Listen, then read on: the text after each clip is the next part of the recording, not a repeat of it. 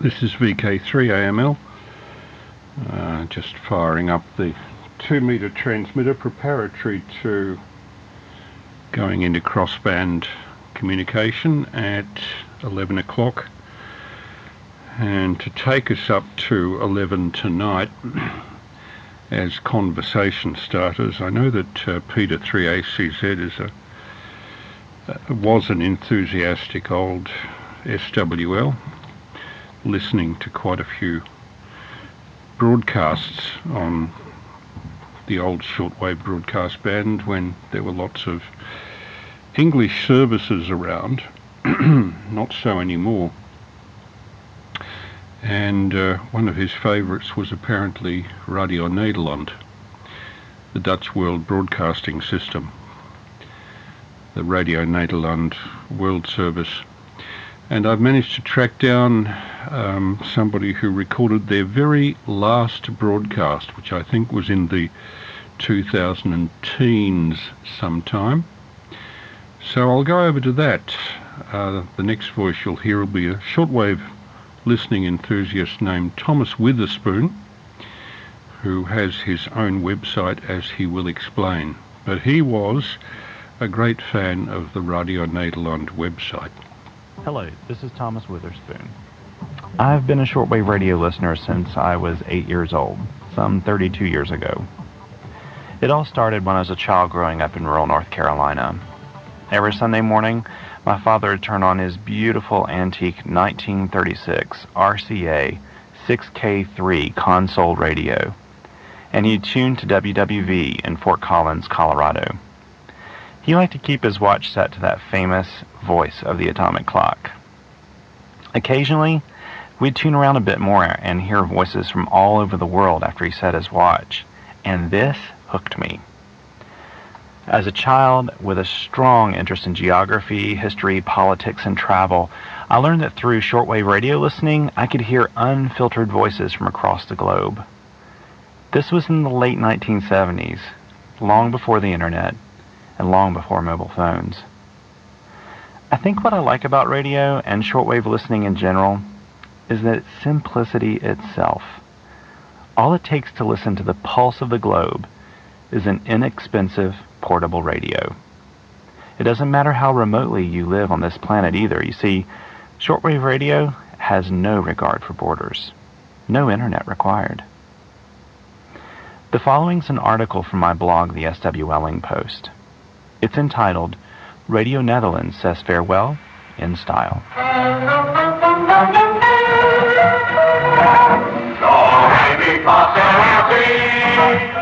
This is Radio Netherlands, the Dutch International Service. I'm Jonathan Grubert. Radio Netherlands, the Dutch International Service. There. I've said it for nearly the last time after 65 years on the air. Thursday night, by the light of an oil lamp, I tuned my trusty Sony portable shortwave to 6165 kilohertz.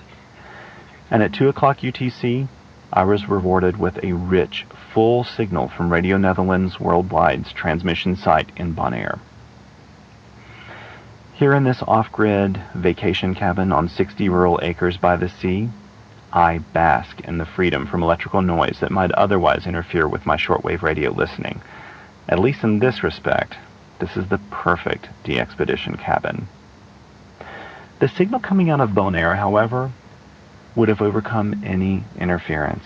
Radio Netherlands, you see, my dear friend of some 32 years, had opened a special frequency for those of us in Eastern North America in order to say their goodbyes to the airwaves.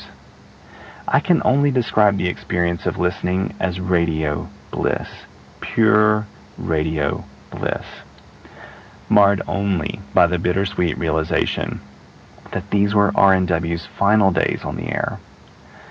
The experience harkened back to the day when the big broadcasters had booming signals directed toward us, but alas, all too brief. The broadcast was simply entitled Farewell and Thank You. You can hear it just as I heard it through the recording I made and posted on my website. Then all day Friday for nearly 24 hours straight, RNW bid goodbye and farewell to various parts of the world via shortwave, satellite, and the internet. I was lucky enough to catch 2 more broadcasts. This time of day at 1900 UTC, however, I needed bigger ears than the Sony could provide. I was listening to broadcasts targeting West and East Africa, not North America. Having already charged my laptop battery, I plugged in the Bonito RadioJet, a software-based receiver that I'm currently reviewing, and just before 1900 UTC directed her towards 17605 kilohertz. Though my Sony found the signal barely audible, the RadioJet produced beautiful fidelity. This RNW broadcast, entitled The First 50 Years, took listeners through the highlights and history of the Dutch radio service. Again, you can listen to the recording on my website. At 20 hours UTC, RNW broadcast their very final show, a repeat of Farewell and Thank You, appropriately targeting Africa once more.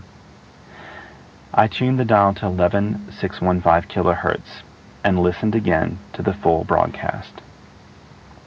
This time, however, as the program drew to a close, the broadcast crew added a personal message. Jonathan Gruber, the talented host of The State We're In, broadcasted live from Hilversum's Studio 4 for a deeply touching adieu. Tears were shed, and I'm not ashamed to confess that I, too, listened through a haze of them, as these capable and dedicated journalists who I've grown to trust signed off RNW airwaves for the last time. RNW, my dear radio friends, I'm going to miss you.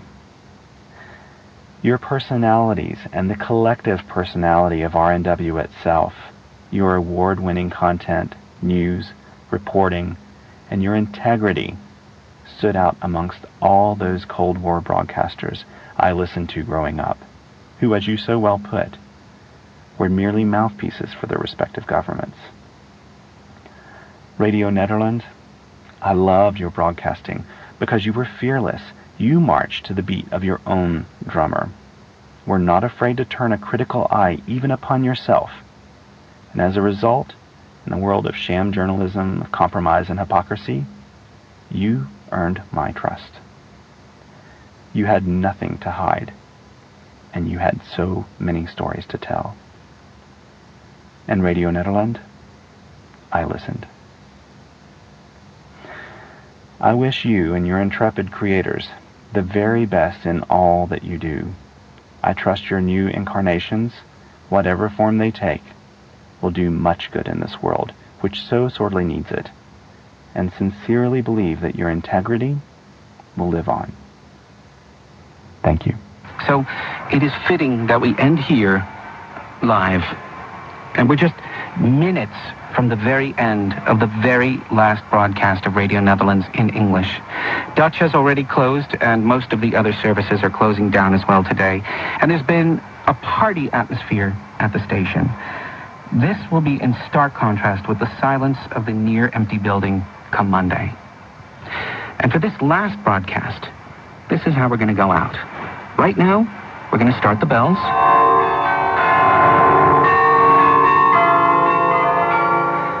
I'm sure that most of you recognize this. It's Merk Toch Hoesterk, our interval signal that would announce Radio Netherlands' arrival to the shortwaves. And we'll play the bells to the end. And when they finish, we'll do something a little different. We'll play the Dutch national anthem, De Wilhelmus. And then there will be silence. You won't hear from us again on shortwave. But this isn't the end. Our new task, for the few of us who are left behind, will be to build something new and ambitious. For 65 years, we have been a broadcaster that has had the tremendous good fortune to be totally editorially independent. We were never a government mouthpiece. This was a rare thing during the heydays of shortwave, and it is today. So, as of Monday, we are being asked to look at the world and to search for places where the media is less than free and lend a hand. And in some cases, we'll be going to them, and where that's not possible, we will help them come to us. It's a worthy task, and I, for one, am happy to do it because, frankly, that's what we were doing anyway. Right? Hundreds of you have written in over the last weeks. We've read all your comments, and we feel really great about them, so thank you so much for writing. And above all, thank you for listening. Thank you for valuing what we did. Thank you for letting us know it was worthwhile. We are profoundly moved, and we hope that sometimes we moved you too. As Dr. Seuss said, don't cry because it's over. Smile because it happened. And so, on behalf of all of us here, for the last time from Hilversum in Holland, this is Radio Netherlands, the Dutch International Service. Thank you for listening, and goodbye. Goodbye!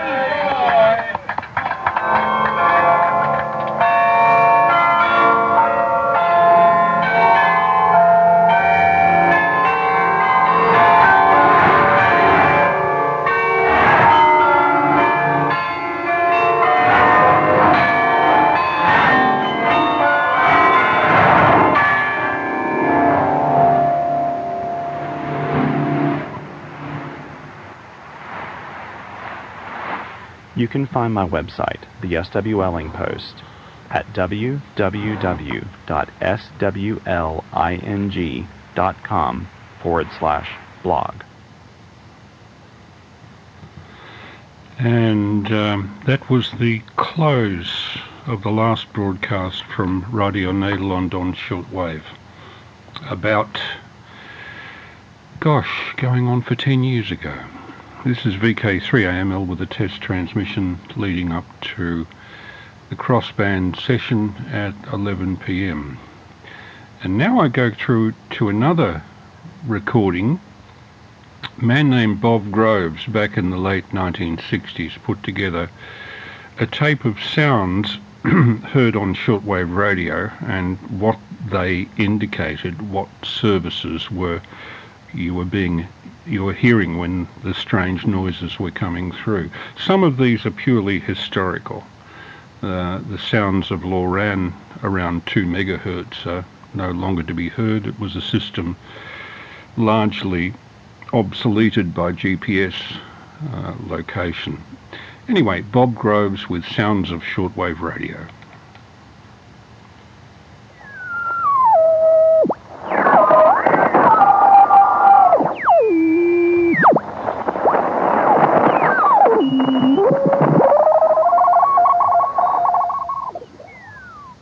The sounds of shortwave, an endless barrage of beeps, whistles, clicks, and noises. To casual listeners, an irritating collection of senseless sounds.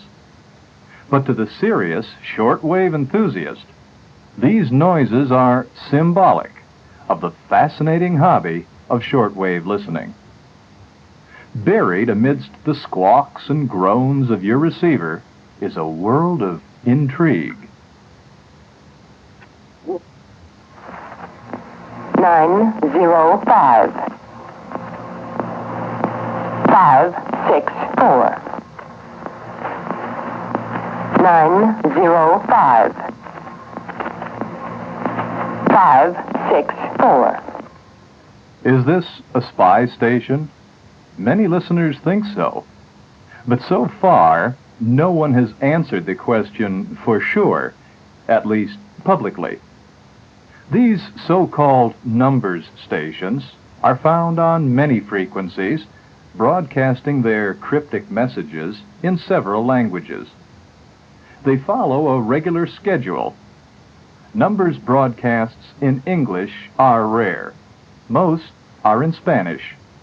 One of those transmitters is in Havana, Cuba. 545 Modern technology has developed an incredible array of methods to transfer information from one place to another via the miracle of radio communications. Some of these methods are as simple as on and off keying of the radio signal itself. We call this continuous wave, or CW. These Morse code signals populate the shortwave spectrum and are easily recognized by their single-tone dots and dashes when monitored by a receiver with its BFO turned on.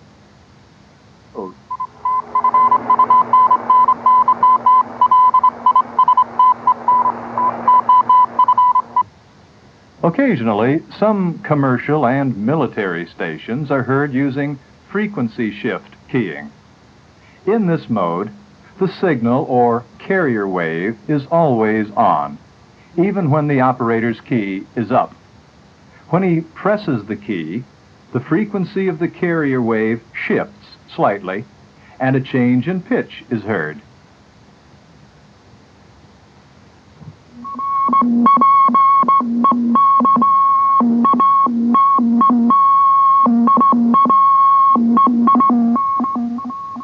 To remove the distracting second pitch, the listener merely tunes his receiver dial to lower the pitch of that unwanted key-up tone until it can no longer be heard, and then copies normal Morse code.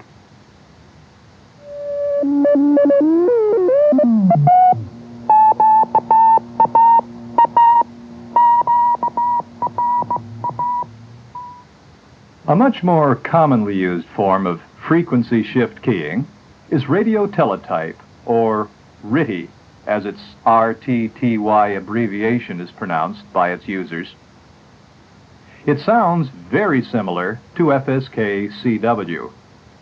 The teletype signal is composed only of dots, however, and is usually much faster than CW.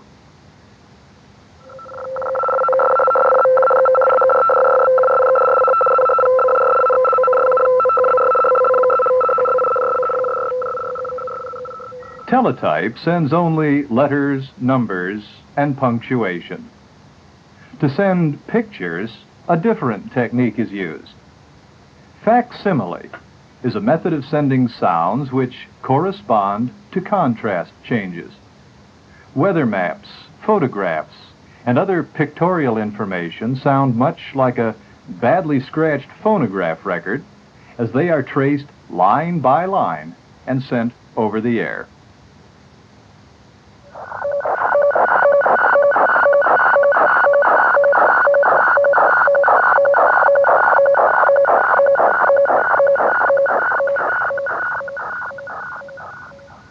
Slow scan television is another method occasionally used to transmit visual images by radio. While nowhere nearly as clear as the picture on your home TV, slow scan is useful for sending images of non-moving subjects.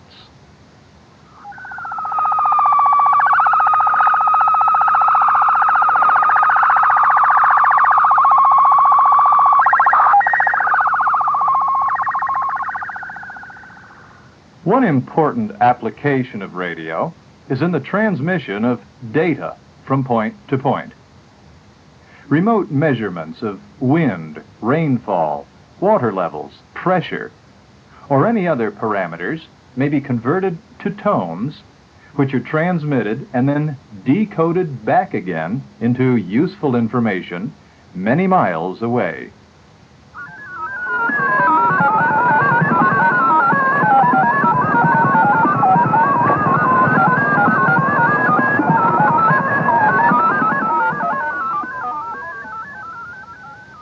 Most of the Western world sets its time and frequency measuring equipment by one of two government broadcasting facilities. WWV at Fort Collins, Colorado, transmits precisely on 2.5, 5, 10, 15, and 20 megahertz. At the tone 19 hours, 25 minutes, Coordinated Universal Time.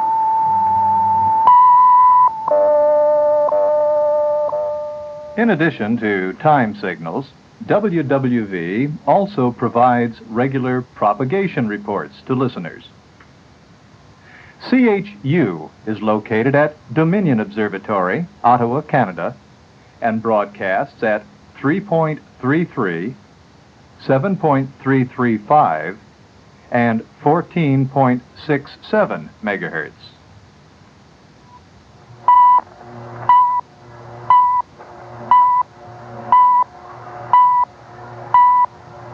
CHU Canada, Eastern Standard Time, 6 hours, 24 minutes. Teaser. 24 minutes. Not all radio signals transmit long enough to be heard as tones, or even seem to contain information. Pulse transmissions are created as a train of consecutive sharp bursts of radio energy. Each pulse may last for only a few thousandths of a second. Pulse transmissions are often used for navigational purposes, like those of the Coast Guard's Loran. You don't need your BFO on to hear these powerful signals just below 2 megahertz, best monitored at night.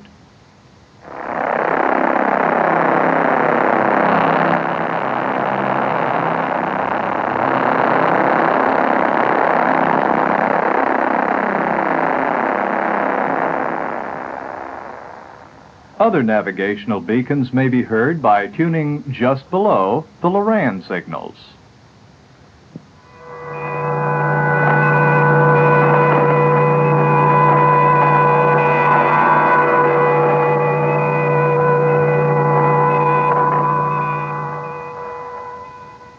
Amplitude modulation, or AM, is most commonly heard being used by international broadcasting stations and CBers. It is easily tuned in by unsophisticated listeners using modest radios.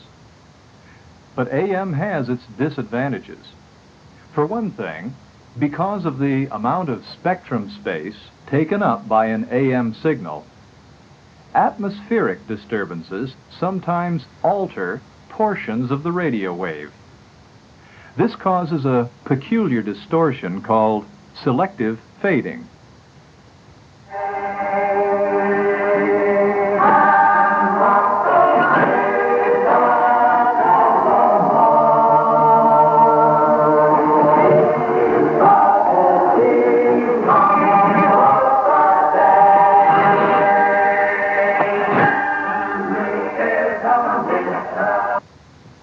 The atmosphere may be even less discriminating and cause the entire signal to flutter in strength.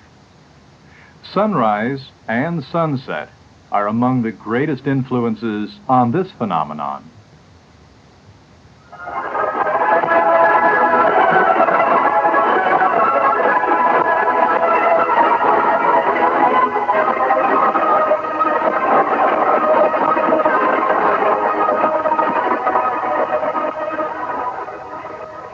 Propagation refers to the path taken by a radio wave after it leaves the transmitting antenna. As we've already heard, the Earth's ionosphere, the upper portion of the atmosphere, can do strange things to radio waves. Multipath is another of those things. It results from some reflected radio waves arriving at your antenna slightly later than the more direct waves. You may hear both of these waves, and the resulting delay sounds like an echo.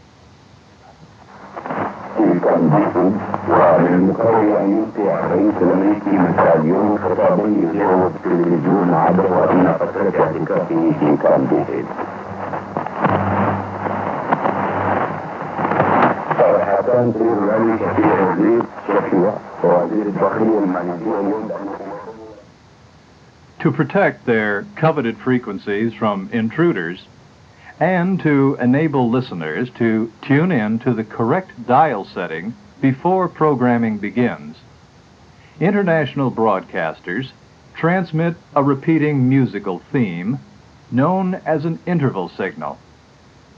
One of the most familiar to shortwave listeners is that of Germany's Deutsche Welle.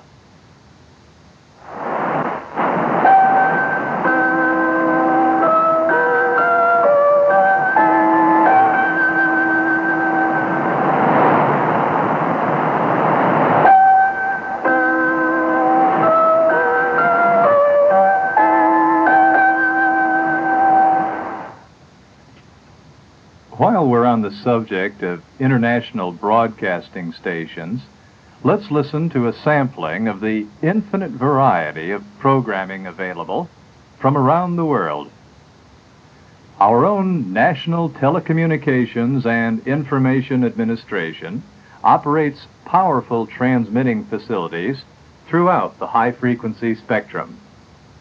Both the Voice of America and American Forces radio and television services may be heard on several frequencies every time you tune through the broadcast bands.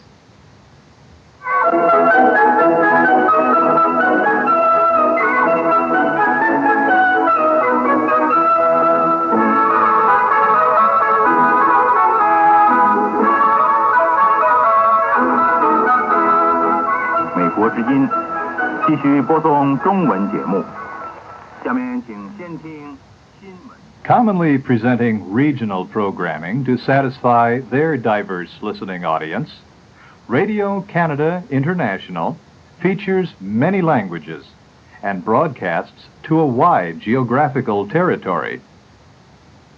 But for our African listeners, so that you can hear us again in half an hour's time, that's 2000 hours GMT, here are the frequencies. 17820, 15325, 9555, and 7295 kilohertz in the 16, 19, 31, and 41 meter bands. Dans quelques instants, notre émission en langue française dirigée vers l'Europe et l'Afrique sur ces mêmes fréquences. This is Gillian McCormick. Along with Ian McFarland. In Montreal. See you soon. Cheerio for now.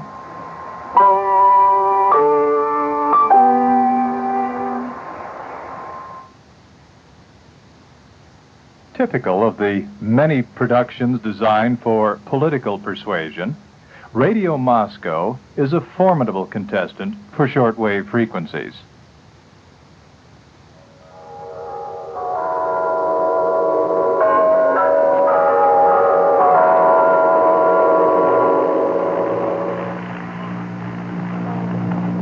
This is Radio Moscow World Service. It is 20 hours Moscow time. 17 hours Greenwich Mean Time. The news, read by Marina Dimova. First, the headlines. Not to be outdone, Radio Peking seeks its share of the listening audience, as does Radio Hanoi and Radio Vietnam, and so on. One of the real pioneers in shortwave broadcasting is the venerable Voice of the Andes, Christian Mission Station HCJB in Quito, Ecuador.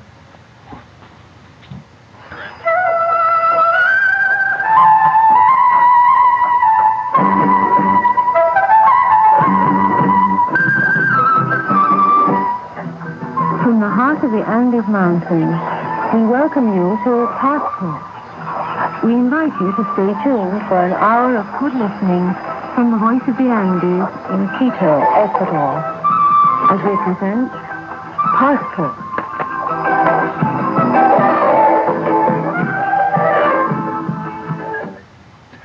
And of course, no sampling of international broadcasters would be complete without mention of the British Broadcasting Corporation.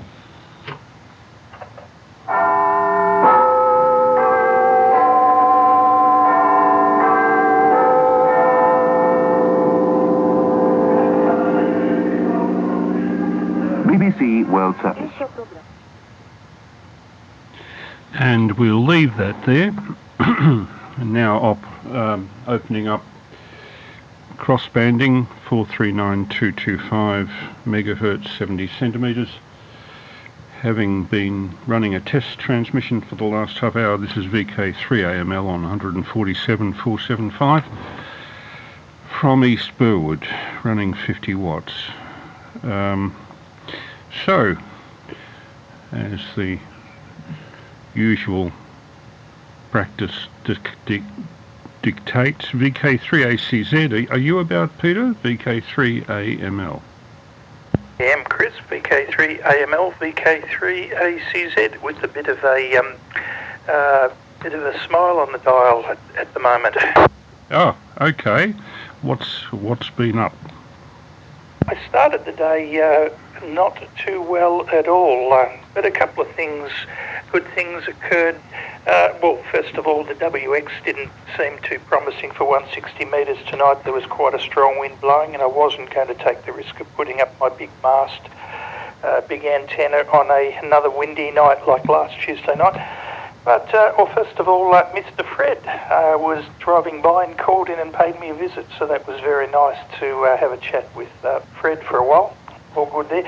I got the courage to put the mast up come time for the... Oh, no, first of all, I joined a 2-metre net, which is... because I'm persona non gratis or banned from the slops bucket net, a certain person appears on a Tuesday night normally, and I'm apparently not allowed to be there when he's there. Great Christian fella that he is too. What did the good Lord say about 70 times 7? But anyway, sorry, I digress. He wasn't there, so I was able to come up on the 2-metre net, and I happened to mention that 160 was starting soon, so a certain VK3 November Lima Adrian came along, and at about 20 to 9 I whistled into the radio just quickly, and Adrian came back with, "Is that you, Peter? Because if it is, you're quite strong." So anyway, we were both 10 over 9 between Mary Moo and here. Anyway, the net started, and Gary, ZL3 Sierra Victor, yes, that's Gary with the 2,200 foot long wire antenna, and I got a signal report from him, so I've achieved a bucket list item, which I'm very, very pleased about. It okay, you've been aiming at that for a long time. Yes, so the only I was thinking about while I was packing the antenna up listening to your broadcast, and thank you for that, I was thinking I really only have... I mean, the good thing about amateur radio is that you can come up with new goals, ambitions, bucket list, aims and all that as you go along. I mean, I've developed a list of new countries as I've ticked them off. For a long time, Argentina was a stumbling block. I just couldn't get over to Lima uniform. But when I did manage it, I absolutely smashed it. I was at the Master Blaster's place working a contest and worked a couple of Argentinians, and then the very next day from my own QTH I worked a couple more. So great. There you go. The only thing really left going is crossing the equator on 6 metres. I could have done it a few months ago, but for a cackling hyena, often on the coffin cheaters net, who very selfishly called over the top of me, then hogged the JA, who was 9+, for about 10 minutes until the propagation died. And in order to hog it so I didn't get a chance at it, he was asking questions like, "Oh, what's your dog's name and what's your cat's name?" And anyway. So I dare say, as the solar cycle is diminishing rapidly, my chances of completing crossing the equator on 6 metres via F2 are going to be more limited. But anyway, silly to have a whinge while I'm celebrating a bit of a success, but whilst it wasn't a super fantastic contact or anything, I got there, and with a severely compromised antenna, so it's a bit of a start. Okay, that's me done and dusted. What did you get up to today, Chris? VK3AML, VK3ACZ? Well, thanks, Peter, and I'm so glad that you finally managed to go across the pond to New Zealand on 160. I know how I felt when I did it with AM and 60 watts back, oh gosh, about a year after I got the full ticket. Congratulations. I think the only reason we don't hear New Zealanders more on that band is that it takes really a certain number to be active in a band before it becomes active in a given area. I was talking to Clint Turner, KO7OEI, at one stage in Salt Lake City about that, and he was saying that 160 metres has taken off in California because you have a sufficiently large number of people involved that they'll bother to put up the antennas and do the work and form little groups and talk. That had not happened in Salt Lake City because the numbers were smaller. It had never taken off to the point where it had avalanched into continuous 160 metre operation. So it just depends. It depends on the number of operators around, and I was fortunate that on the night that I tried, that Ron Falconer was at the other end with very good 160-metre facilities, and I'm sorry that you've missed him, because he would be, I think, the first port of call for a 160-metre contact in the South Island. Don't know about the North Island. I think there are more people up there, which means that there's more chance, even though going great circle routes on a globe, the South Island is considerably closer to Melbourne. So today I put last night's QSO with Dave, yourself and myself up on internet, having used a completely different receiving off-air monitor, and a lot of the hiss that I thought was inherent in my transmitter was actually receiver noise. It appears that the VCO in some of these desktop scanners is actually inherently noisy, particularly on NBFM, of course, and that limits the maximum sig-to-noise ratio. So I went to my oldest desktop scanner, which is a Realistic Pro 2022, and it's considerably better. So for the first time I produced a log record which was relatively free of distortion and relatively free of hiss, and recorded off the air. So I'm very happy with the whole quality of the station as it's progressing with this crossband full duplex in mind. Back to you, Pete. VK3ACZ, VK3AML. Chris, that last night's broadcast that you put on DumTube came up on my algorithm, so I went through and I listened to the whole thing, because I get a bit worried after most nets. I think, oh, did I sound as bad as I think I was? You don't. And well, I've already given a bit of a spray tonight, so I'm a bit worried. I'll probably get to listen and cringe again at what I've already said tonight. But anyway, I can delete it if you so desire. No, I'm very grateful that you do it. It's terrific. Some might think it's a bit of overkill to listen to a net twice in one day, but I've been doing it. I didn't notice any difference in the audio, but remember, I'm only listening on a little Audi clone, a handheld Audi clone, which is already trying to boot me onto a new phone, because I might have mentioned I already can't get SBS on demand because it requires an upgrade that my phone won't handle. I wonder if SBS is getting a kickback for that. Well, they should have their snout in the trough, shouldn't they? But I must talk to Quiet Achiever about what's involved with getting all the data from my old phone onto the new one, because I've got a couple of thousand photographs, a whole heap of written documents of mine, all my certificates, and heaven knows whatever else. So that's going to be an issue. But anyhow, hey, that was a nice broadcast you brought in tonight. I didn't hear the whole lot of it because I was, the 160-metre net ran very late, but it sounded good what I did hear, and I like the mention of HCJB right on the very end too. Since you and I were both brought up on it as shortwave listeners, I loved my overseas listening. It really, you can probably imagine a 11, 12, 14-year-old kid listening to all these signals from countries around the world. I was an 11, 12 or 14-year-old kid listening to all those signals around the world, so I know exactly where you're coming from. Yeah, well, it's been even better to have already visited some of them. I have a few more now that I would like to visit, virtue of having spoken to them on amateur radio. One place I've never worked now was it Tango Yankee or Tango Fox, Iceland. Yeah. I've not worked anybody there, but I've heard myself on an SDR there on 30 metres. Having flown over Iceland between Helsinki and New York, it's the next best thing to being there. I don't think I'll ever land in Iceland.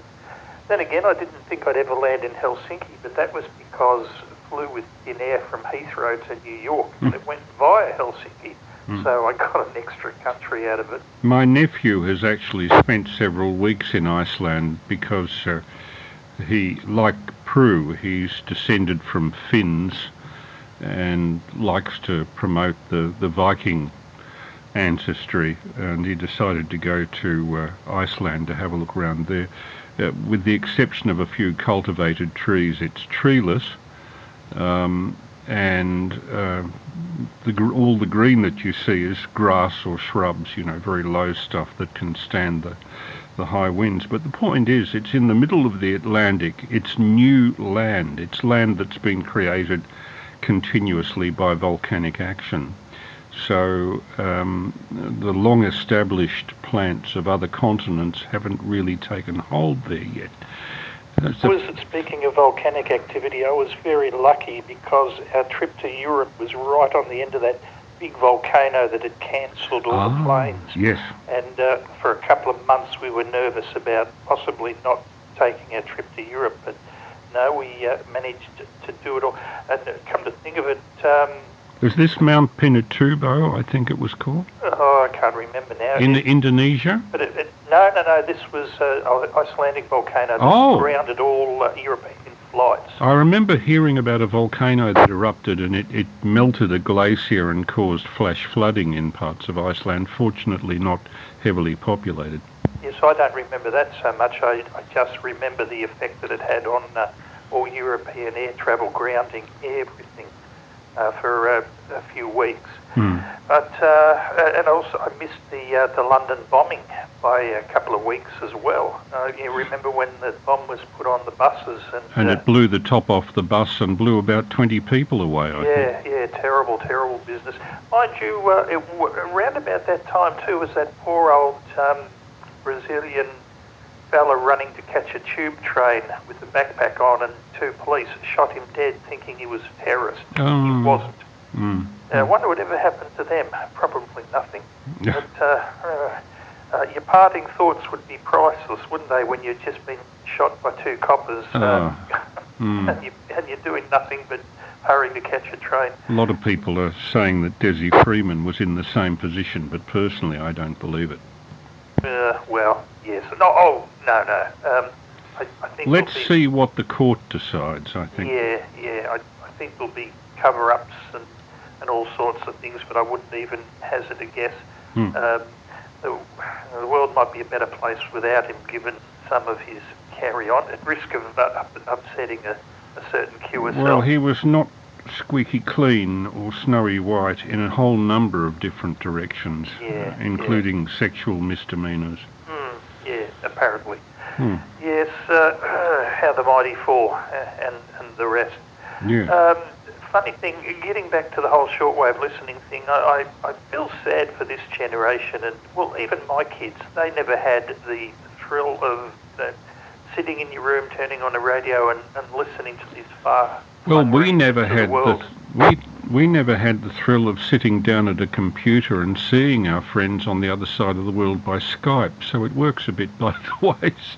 I don't know if a lot of kids do that. It seems most of the stuff I've ever seen with young people is just these mindless arcade games. Well, I say mindless. They obviously see a lot of value in them. But I for a long time resisted computers because I wanted to see a better use for them than just arcade games. My friend in Tasmania, one of many friends down there, but Mike Groth, VK7, Mike Juliet, his son was involved with actually writing arcade games, and there's big money in it. The trouble was that Mike's son eventually, after writing some hit games, by hit I mean very popular, and getting to near millionaire status, he found, I think, that he was chained to his computer day after day, and eventually he died of cancer related to immobility, if you know what I mean. If you sit at a computer all day, every day, you leave yourself open to certain types, for example, of bowel cancer and vascular disease. Yeah, you remind me of good old Normie in that Life Bennett commercial. Oh, obesity. Oh, I'd hate to catch that. Put another shrimp on the barbie, yeah. Anyway. Just quickly, quickly on the subject of arcade games, the people that I worked with, a lot of them, no doubt there was PTSD involved from numerous suicides in front of trains and the like. Never ceased to amaze me that their first thing they did when they had their meal break would be to go and sit in front of the social club's computer or computers and play these arcade games where, and the graphics were absolutely amazing, but they were in Second World War battles where they would blow the head off attacking soldiers, and bombs were going off, and all sorts of, all that stuff. Working off their testosterone aggression. Yeah, well, these people have all got PTSD, but they delight in doing all that stuff. I could never figure it out. Anyway, I don't know. Their own. But by the same token, my wife used to go. She was working as a psychiatric nurse the last 17 years of her career. She was a general nurse before that, did conversion courses. And I didn't meet her professionally, I hasten to add. Well, it's good to add that. Oh, yes, that's all. I have to always add that line. But she would come home from an all-night shift, sometimes 12 hours, and she wouldn't want to, for the first hour or so, to relate to me or get hugged. She just wanted to sit in front of a computer playing something totally mindless, like solitaire, just to clear the whole thing out of her head. So I can... Hey, you're not whistling Dixie there, brother. I found, at least while I was working in the psych unit at the Children's Hospital, that I needed to recharge my own batteries, claim my own personal space. So it didn't help me win friends and socialise at the time, but I really noticed that a lot. I just wanted to lock myself away, and I figured that it was because, especially with the kids, they invaded your personal space. They came up very close, and you just needed that recharge of the batteries time, and that must be what Prue was doing. Yeah, sounds very familiar. She was dealing with a variety of cases. She didn't mind working particularly with young people if they were having a hard time. She was very good at interpersonal discussions and trying to work out with social workers how they could help these people, people that were suffering from everything from incest, sexual abuse in the family. That's more common as a source of psychiatric problems through life than you might causes severe damage. Oh yeah. And she dealt with anorexia. She didn't like anorexics very much. She said that they were power game players. They were devious. Yes, but totally bamboozling to have somebody you could take a bath in a thermometer. They looked ghostly, sickly, awful, and they'd still say, "Oh, Peter, you think I'm too fat, don't you?" Oh, yes, yeah. What do they call it? Image dysmorphia or something? Yeah, well, all sorts of other names for it, apart from it being in a delusional state. But yeah, even putting toothpaste tubes in their underwear to give the impression of having put on a few ounces for when they're being weighed. But I think, and Prue would surely agree, they were, I don't know how they did it, but syrup or tablets, they had a way of secreting them so that the moment you took your eye away from them, it could be disposed of into a hand so sneakily. It was just amazing. Yes. They were resistant to any medication. She came to the conclusion that a lot of them were power game freaks. And it's interesting, with some of them, they overcame their anorexia and went the other way. There are a couple of girls and a couple of guys in that position who, in putting on weight, then got into bodybuilding. And the trouble is, bodybuilding can be the opposite, that you see yourself as never muscular enough, and it induces people to abuse steroids and to overtrain to the point of causing heart troubles, etc., etc. So it's almost two sides of the one coin. Yeah, by the way, Chris, I'm not fat, I'm just big-boned. Yeah, well, I have a nasty habit when I'm sitting on the computer doing video editing of chomping on a sandwich or something, and it becomes like chain smoking, chain sandwich eating, and chain coffee drinking. And you realise at the end of the day you've got through 20 cups of coffee and something like 10 sandwiches. It's not good for the system, I tell you. But, it does you good to get away and, take a walk or whatever. I must do more field days with the radio gear too. Get myself out and about to get a bit of exercise. But yeah, I've had some interesting reactions to the postings of the logs of various crossbands that we've had. One of the crossbands I've held back is the very interesting one I had a couple of nights ago with Harry 3HFX about the early days of 3CR, and I really feel I probably should make a proper upload of that, complete with a few illustrations, photographs I took at the time being 50 years ago, and illustrations of a few of the documents to which we were referring, with a list of the original founders of the station, ranging through all sorts of organisations, not just radical organisations or communist or Maoist or whatever. There was a Jewish choir called the Zunkunft Youth Bund. There was the Brotherhood of St. Lawrence. They're hardly radicals. There was the Wireless Institute of Australia. They're certainly not radicals. And I was the rep on the Community Radio Federation for 12 months until, it became impossible for me to continue.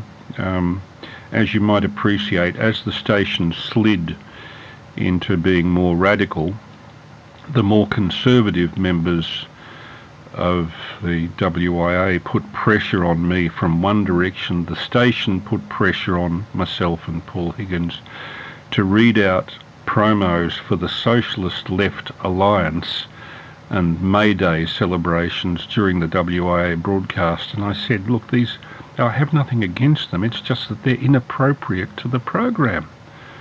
And, well, you have to do it. And it was, I think at that time, plus running into all the problems with meeting stackings, that I decided enough was enough after 12 months and pulled the plug on the whole thing. So that the WIA was never involved with 3CR again. And 3CR has drifted more and more into that radical radio side. It's no longer alternative voice. It's properly radicalized now. So I'm glad I had the experience of being there, but I'm equally glad that I'm no longer involved. Back to you, Pete.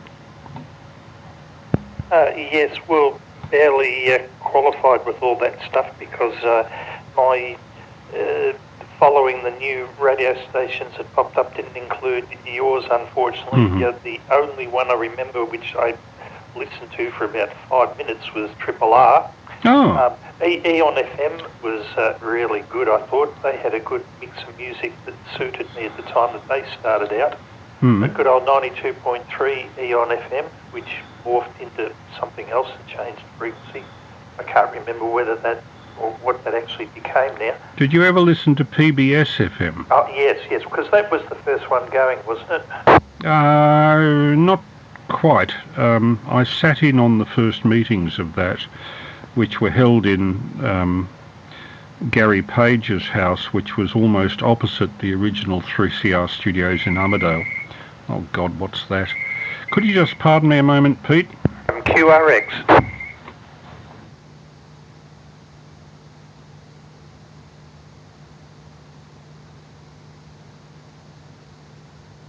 While Chris is answering the telephone from Mrs. AML, is there anybody else wishing to join in that? This is VK3ACZ listening. Pete, you'll pardon me. Prue has just requested a cup of tea and some toast, so would you mind if I put a little bit more of that sounds of shortwave radio on while we're waiting? That sounds good. Absolutely, go for it. Okay, I'll see if I can pick up the spot where we left off.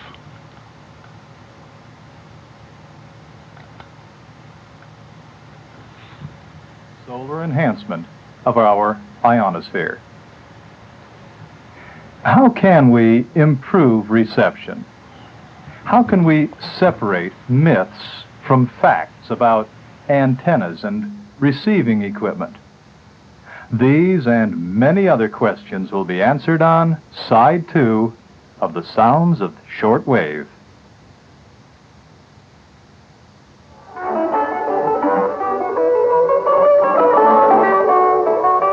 You have been listening to the special English program, Words and Their Stories. It was written by Harold Berman. This is Morris Joyce.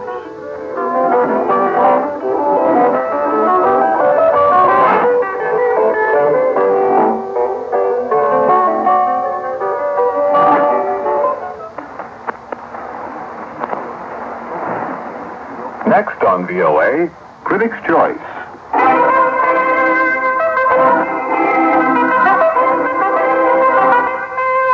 In these weekly programs, we bring you glimpses of the arts, music, and literature in the United States.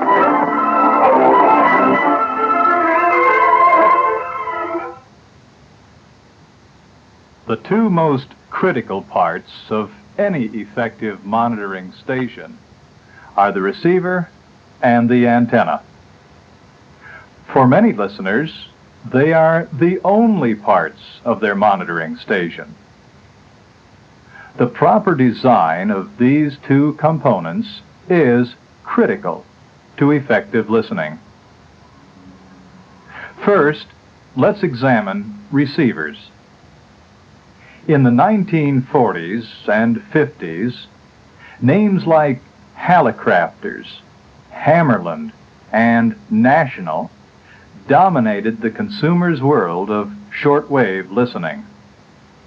Bulky, fragile vacuum tubes comprised the nerve centers of these radios. Tubes were hot. They drew excessive power. They were inefficient and expensive. Modern solid-state equipment is vastly superior to any but the very best of these earlier receivers. Some of those radios are still available on the used market and may be a good investment if the price is right. But how do you choose a good receiver? Are there a few key features to look for, like when you're buying a car? Yes, there certainly are. Among the most important characteristics for an adequate receiver are stability, sensitivity, selectivity, and frequency readout accuracy. Let's discuss these features one at a time. Stability means the ability of a receiver to stay on frequency once a signal is tuned in. This is crucial to acceptable reception of single sideband, CW, teletype. As a matter of fact, about the only signals which don't require high stability are AM broadcast stations. The instability of a receiver is indicated by two factors: thermal and mechanical drift. With thermal drift, the tuned-in station will gradually move off frequency while you are listening to its transmission. It is most readily diagnosed with the BFO, or product detector, turned on and adjusted to a low whistle. If the whistle slowly changes pitch, the receiver has thermal drift. selenggarakan tadi oleh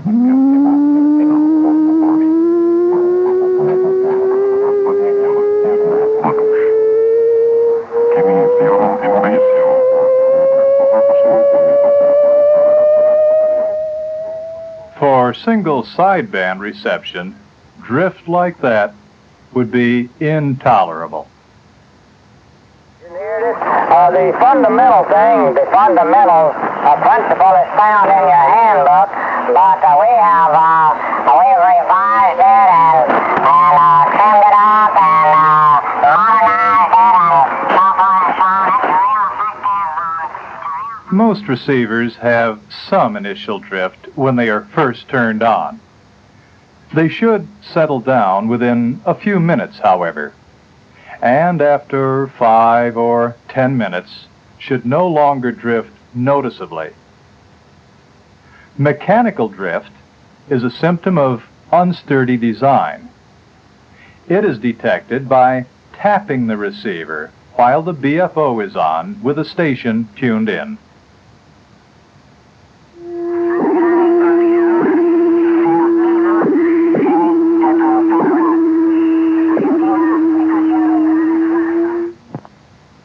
If the pitch wobbles, the receiver has mechanical instability. It may be difficult to tune and maintain good reception. Sensitivity refers to the ability of a receiver to detect weak signals. The absolute sensitivity of a receiver cannot be determined by ear and must be measured with instruments. Since few of us have such test equipment handy, we must devise other ways to get some idea as to whether a receiver has reasonable sensitivity. With 5 or 10 feet of wire casually strung from the receiver's antenna terminal, many signals should be heard throughout the tuning range of the receiver. During the daytime, there should be some very strong stations heard above 10 or 20 megahertz. And we're back. VK3 Alpha Mike Lima. I'll just bring 70 centimetres back on. You there, Pete? Oh, somebody's there. We'll stand by. I'm standing by too. Okay, and apart from VK3ACZ, do we have any other people on 439-225? Silence. The silence is deafening. Anyway, yes, that recording, I think, dates from about 1970. It was a cassette. Sounds of shortwave. I think it may have been released as a long play vinyl back about 1969. Several of the modes of communication that they're talking about there, like LoRaN, were superseded by the 1980s, so you don't hear them anymore. We used to hear them.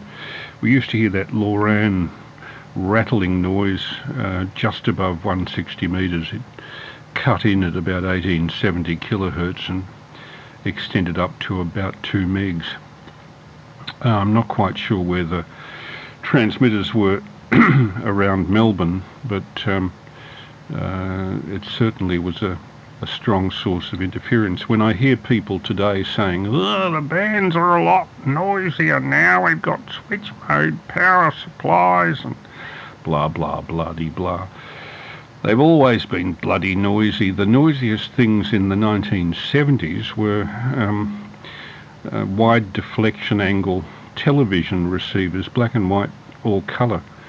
And they used to put out terrible harmonics, wooden chassis, nothing to stop them radiating from the yoke, the deflection yoke, every 15 kilohertz up the band.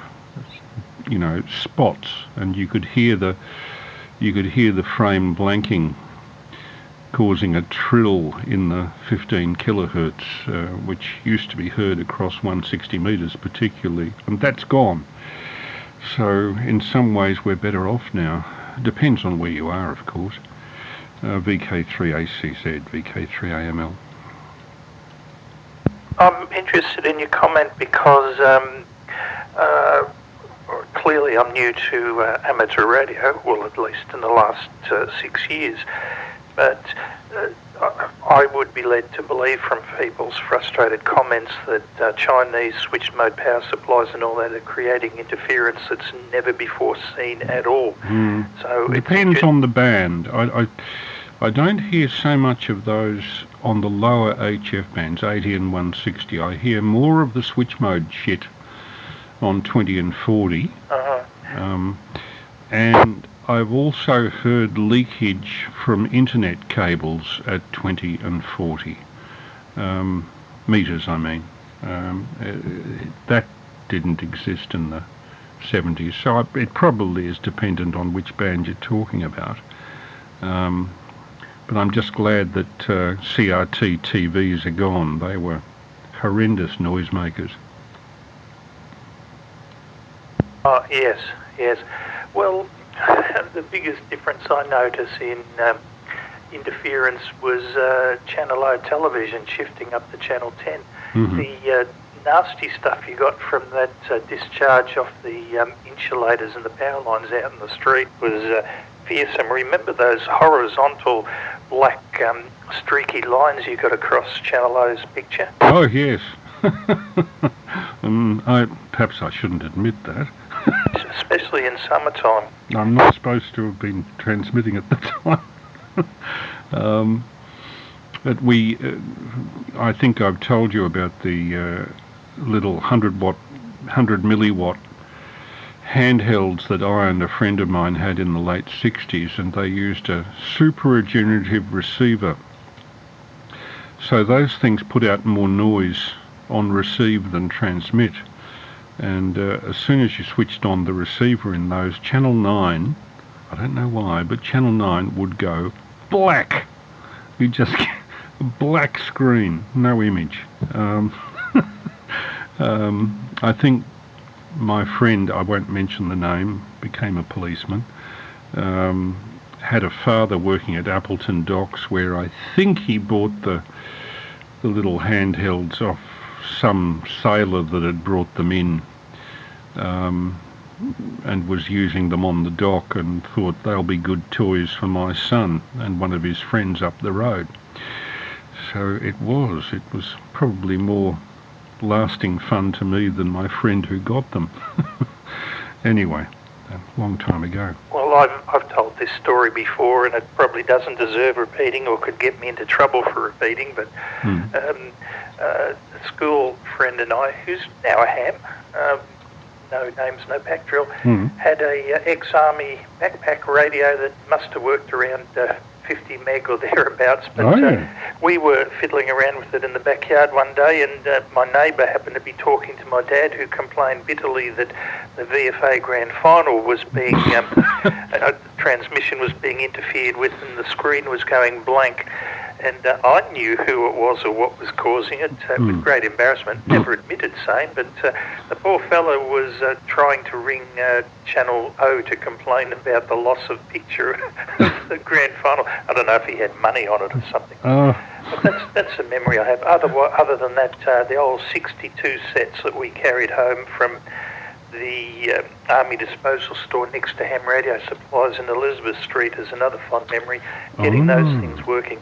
And last I heard, the same fellow has just recently picked up another 62 set, which he is renovating at the moment.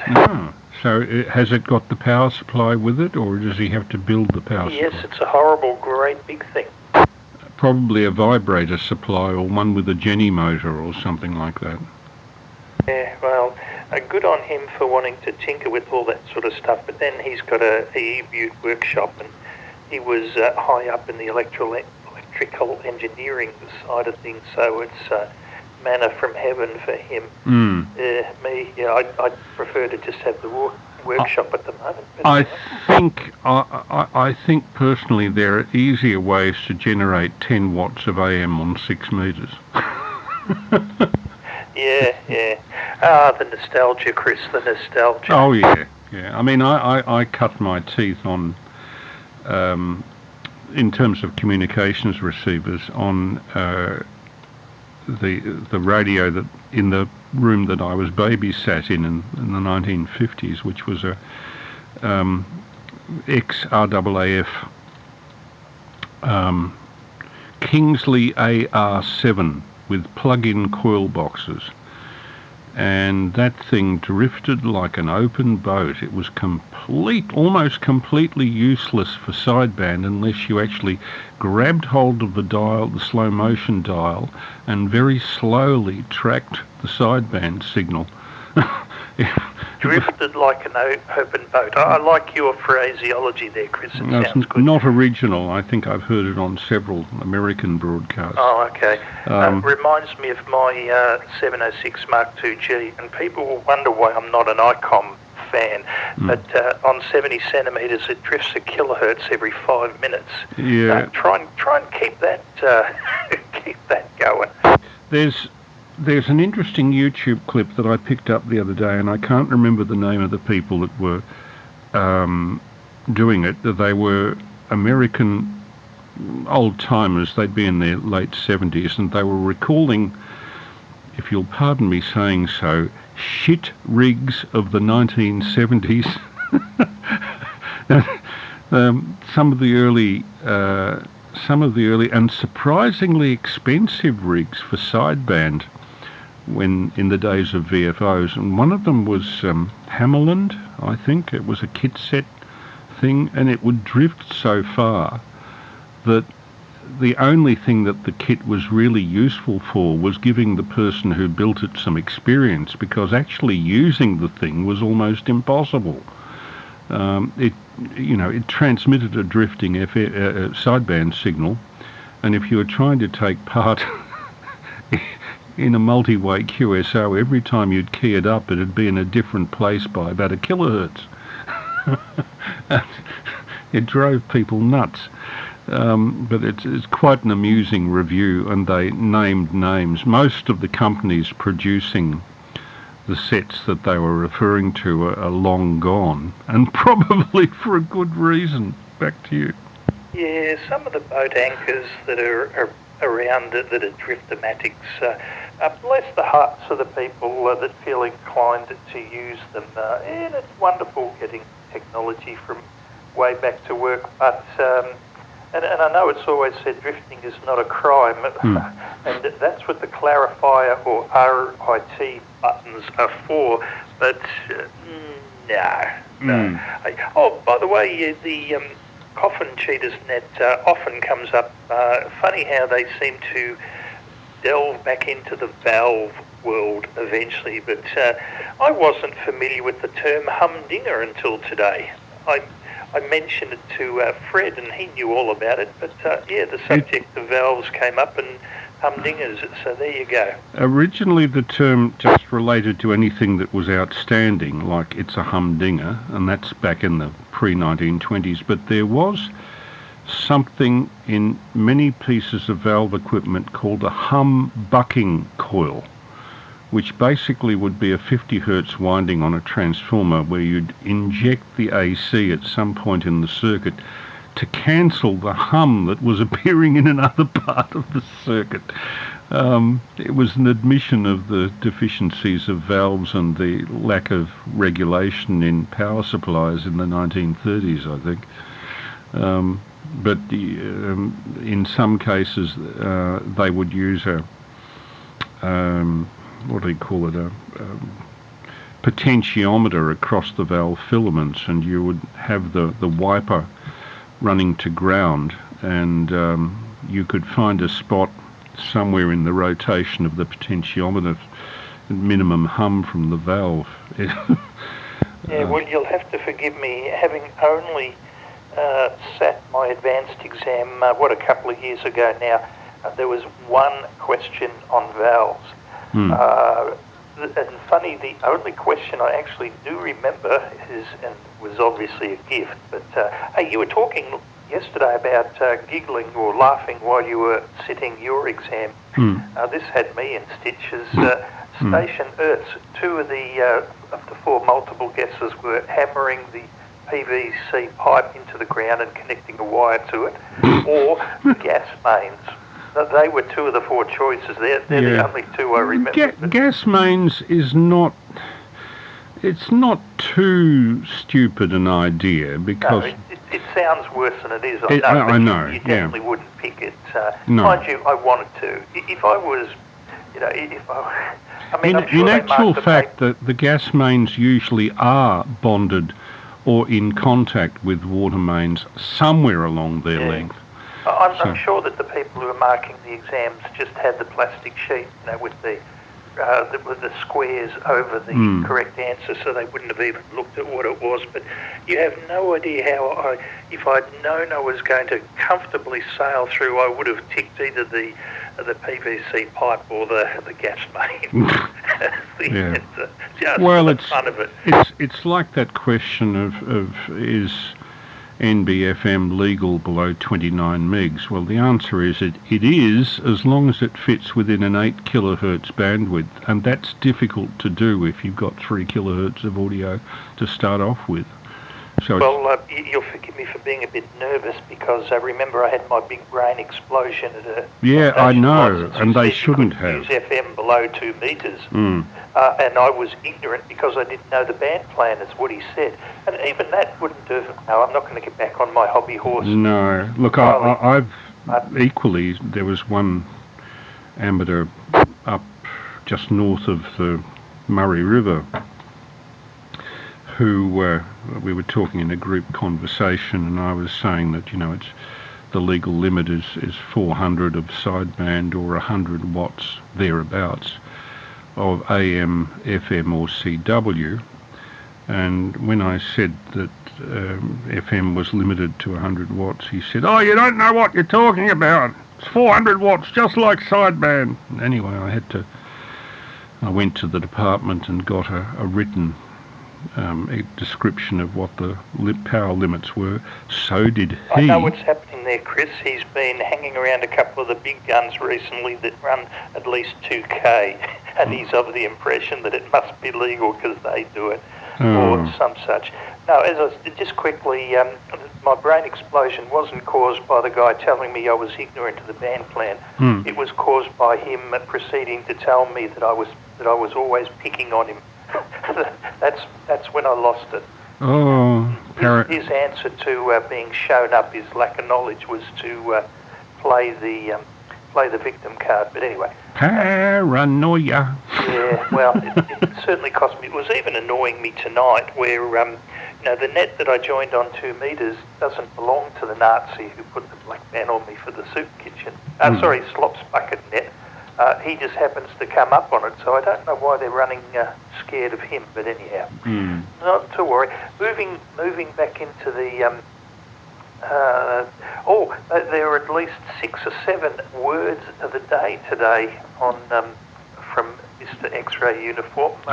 It was really, really good if you're a Charlie Wobbly aficionado. I just love the whole interest around it, and his interest in sharing his Charlie Wobbly knowledge. It's so cool. You mean of QSO, Q codes or what? No, Drew just picks 2 or 3 words each day to give practice to one of the other members of the Coffin Cheaters, and a couple of others are keen aficionados with it. Even Master Blaster's come up a couple of times and picked the word successfully. And he does pick words that you're not normally going to hear in the course of your typical QSO. Interesting too. One of the fellas, the fellow that it was provided for, had a rough go at the word, and it sounded like he was journalising, and he was ticked off by a certain person from Knoxville. But Drew very quickly reminded that no, that's what you do. QRM and QSB and all that, you miss letters and you throw in what you may not have heard. Yeah, Drew has a very pleasant attitude towards the whole Charlie Wobbly thing. It's infectious, Chris. Yes. By the way, do you have any idea what happened to VK3 Alpha X-Ray? He was very active in 160 meters, lived at Emerald, But he was born in 1938, so he's getting on a bit. I don't think he's passed away, but I don't know where he is or what condition he's in. Do you have any information on that? No, I don't, not at all. What I can tell you, and it's a bit of a long shot because there are plenty of, there are 26 possibles, but I was Peter James Centre, just up the road from you. Yeah. The vision impaired lass, when she was an inpatient there for a while. I was sitting beside her bed one day, and I had the little handheld beside me, and it was squawking something or other from one of the repeaters, and next thing I hear from the bed across the way, CQ, this is VK3 Alpha something or other, and I don't remember the second letter. Oh. Yeah, anyway, so it was a ham, and we had a very pleasant chat, and he hadn't been on air for quite a while because of disability, and unfortunately I've lost the memory of what the second letter of his call sign was, only that it was an A. But as I said, this fellow was grinding into the dirt with disability related to his longevity. Oh, right. Okay. Well, what were the disabilities? Physical or mental or both? No, physical. Yep. No, he was still sharp as a tack as far as he could have played radio, but he was quite infirm. Oh dear! Look, they're the worst. If you go potty, the person ends up completely bewildered but not concerned, but everybody around them ends up concerned, whereas that's the other way around. If they have the mental capacity to know what they've lost, that really is cruel, in my opinion. Oh, absolutely, and I struggle to understand what I'm seeing at the best of times, even though I've been seeing it since I was, how old was I when I started nursing? 17 or 18, thereabouts. I've never completely understood it. It does appear, dementia in some ways appears to be a blessing to the person concerned because they don't seem to know. Yeah. And sometimes, but not always, sometimes they're in a very happy world. A lady that, unfortunately, she went silent key only a couple of months ago at the nursing home where I pick up Lorna from twice a week. She was, she was still walking and talking when I first went there. She eventually was bedridden and non-communicative, but she would still, I would sit there with her and talk to her about weather or absolutely anything at all. Oh, and she was still tuned to music. There was that other part of the brain that still worked. But I would just try and share things to make comfortable for her.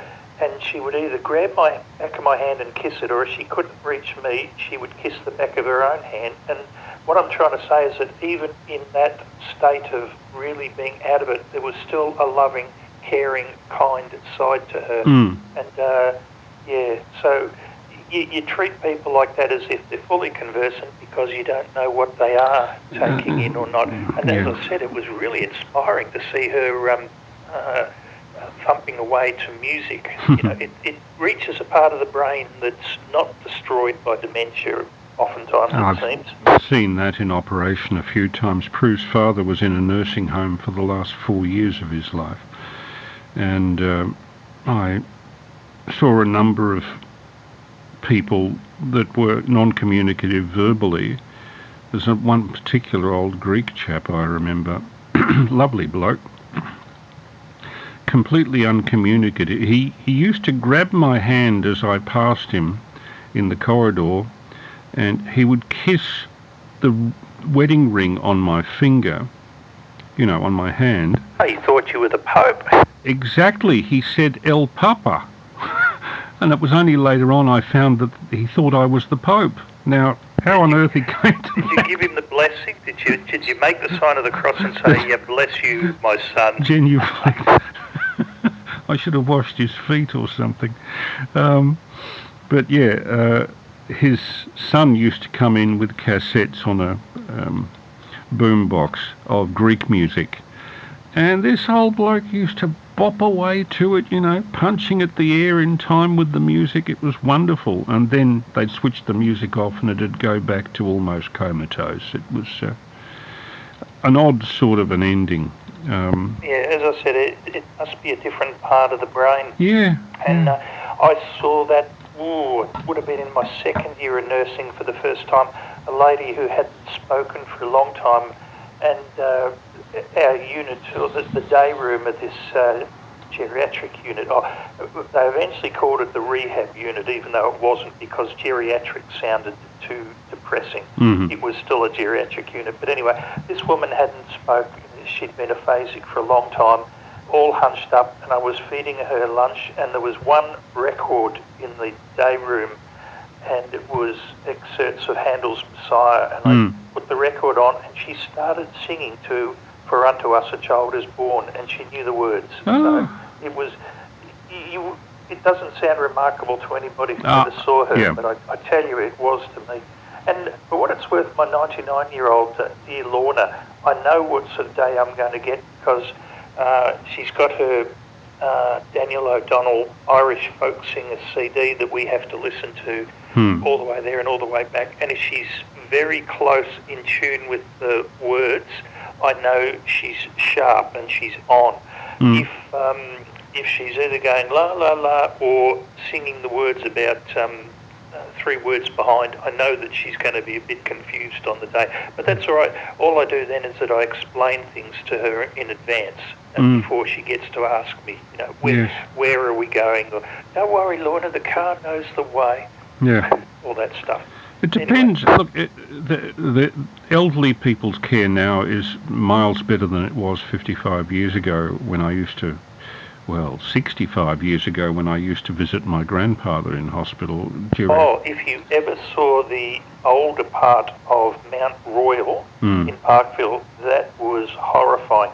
Now, I know you remember the movie The Snake Pit with, was it Olivia de Havilland? Or was it Joan Fontaine? I can't remember. That's the one where the alcoholic dementia or something, isn't it? I forget. Well, it's based. She ends up in the loony bin for a while there, and it's hence the name of the title of the movie, Snake Pit. Yep. Well, the aged care section, the older section at Mount Royal, where the beds are about 3 feet apart, and there were heaps of them. You know, people just screaming, and I've never forgotten it. It was awful.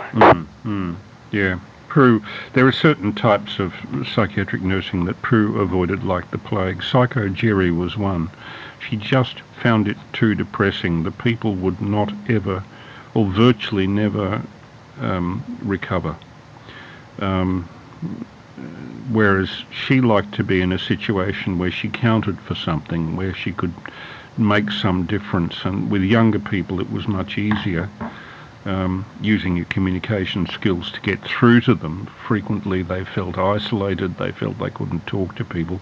Prue was small, sort of rounded and unthreatening, and that was a major plus in terms of her communication skills to people who felt threatened. I've only seen her attacked once in that job. She came home. Somebody had ripped the silver box chain off her neck, and it left a nasty red streak across her neck, and that was the only time I felt she was being threatened by the job. Usually they had big male nurse goons to chase these people if they misbehaved, or if they were really bad, if they were what they call forensic psych, they would send them to Ararat, where there are nice mattresses on the walls. Yes, where Derek Percy used to smear his cell with excrement because he had this poo fetish thereabout. No, this was this horrible, sadistic child killer. Actually, a suspect in the Beaumont's disappearance, by the way, too. One of the few, but he was actually in Adelaide when the Beaumonts disappeared. He was in the Navy, originally from Mount Beauty. My late beloved knew him. He used to come around and visit her older brother, but they knew even then that he was a wacko. A wacko, yeah, and he ended up being a child killer. He was the longest serving prisoner never charged with any offence.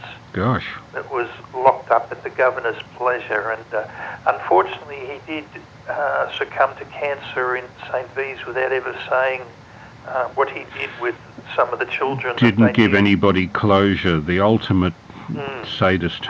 Yeah, Ivan Milat was like that too. See, he came up in the news just recently too. They're speculating as to how many victims he had.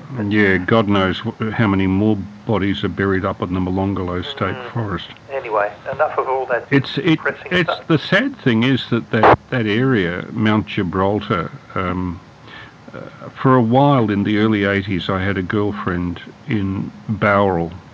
We met in Hobart. She had her mother in Bowral. Very pretty girl. This is in the days when I was a fairly pretty boy. 1980, 81. And she said, would you like to go for a walk up the Gib, meaning Mount Gibraltar? And we went up there through the Molonglo State Forest, which meant nothing to me at the time.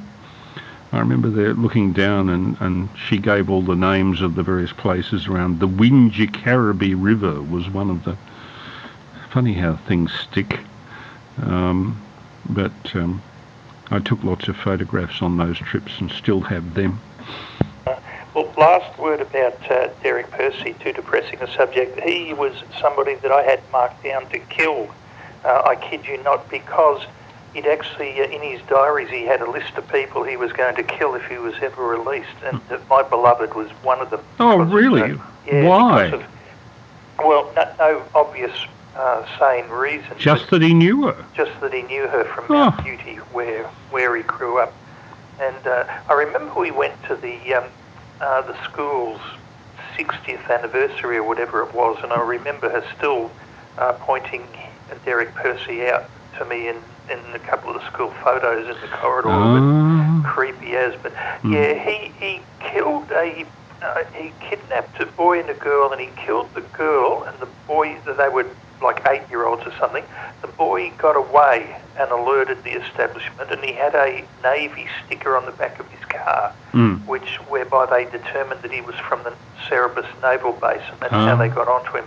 Right. Because he was found unfit to plead, he was never charged with that murder, but he was also never released, and he was the longest ever resident at Ararat, apparently. Oh, okay. So that was the story there, and I'm presuming that Prue never worked with the criminally insane. No, on the odd occasions that they got people in that were, what do they call it? There's a name for it. When they come in highly disturbed, it's called being critical, I forget the name that they use for that state, but they get them in off the street. Sometimes the police bring them in because they've been disturbing the peace in some way.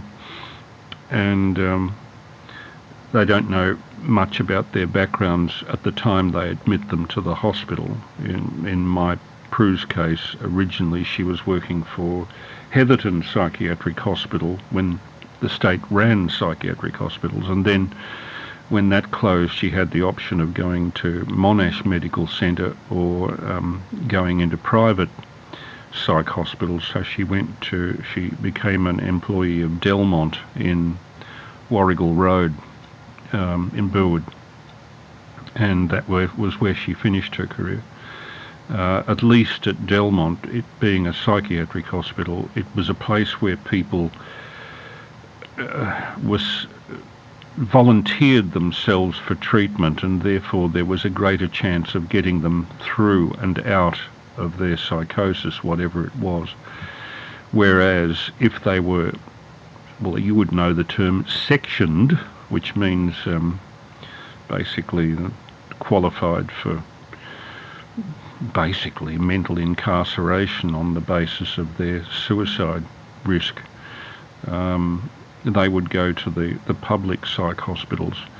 But on the occasions that people that were admitted to Prue's hospital who were proven to have a criminal psychiatric background, they were immediately transferred to Ararat or some I think they called it a forensic psychiatric hospital, which dealt specifically with the criminally insane.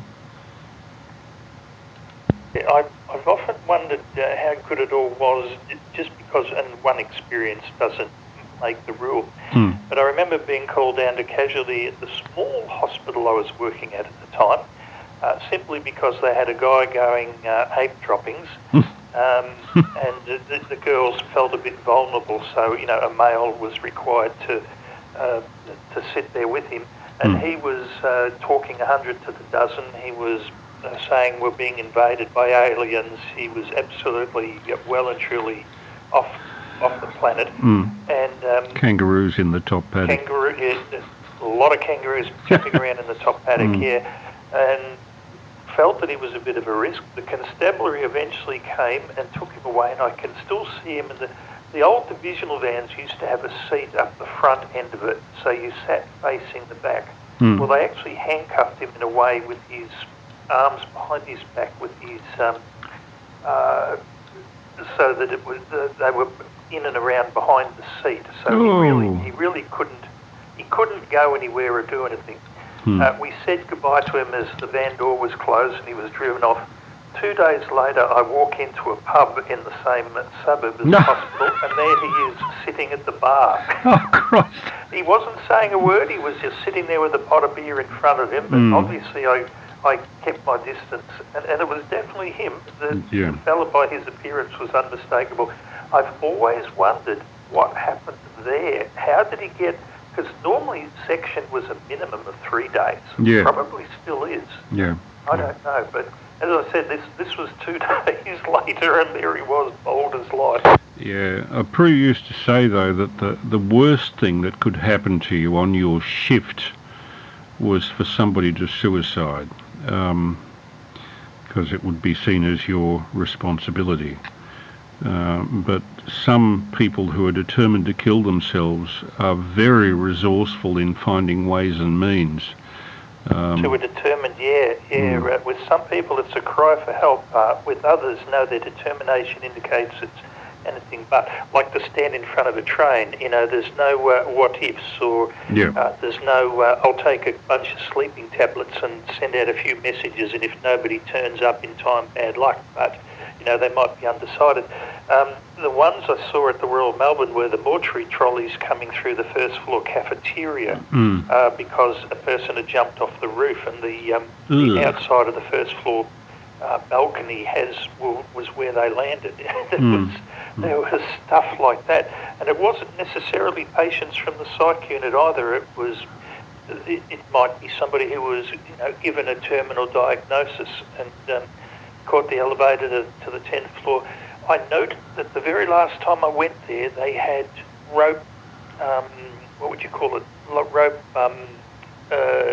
screenings type, like mesh, but with big gaps in it, across at every second the stairways, where they go round in a sort of a rectangle.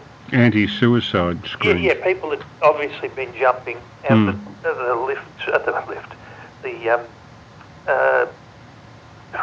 stairwells. Yeah. And so, as I said, every 2 floors or so there was that rope netting.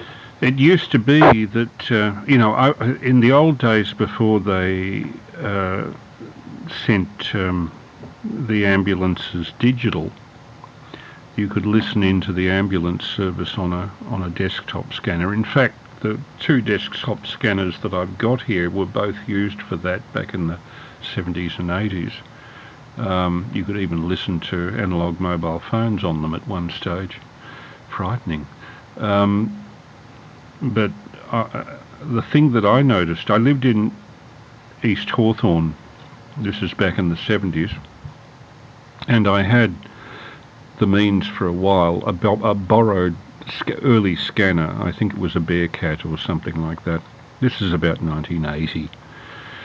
And in those days, the Westgate Bridge had no high fences either side to avoid people jumping. And that was a favourite suicide spot. Yes, the barrier's only put in after that horrible creature threw his 4-year-old child on. Oh, yes. He wanted to punish his wife by killing his child. Oh, yeah.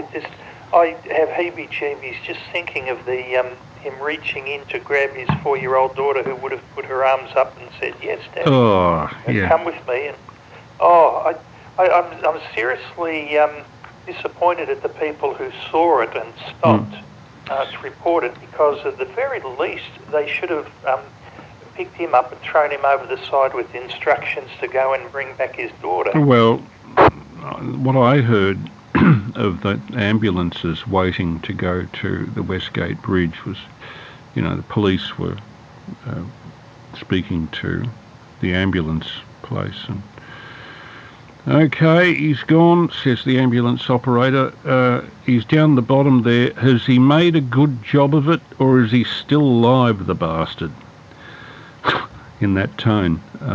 Yikes. So their attitude was, if they have to pick up the pieces, the person, if they were still conscious, were usually trying to fight off the ambulance because they wanted to die by any means, fair or foul. It's hard to imagine they would be still. I mean, isn't the water supposed to be like a sheet of glass when you hit it? Oh, she hit it from that height. I don't want to find out, mind you. Yeah. By the way, is there anybody listening on the side that would like to rescue this somewhat grim conversation? VK3AML listening on 439225.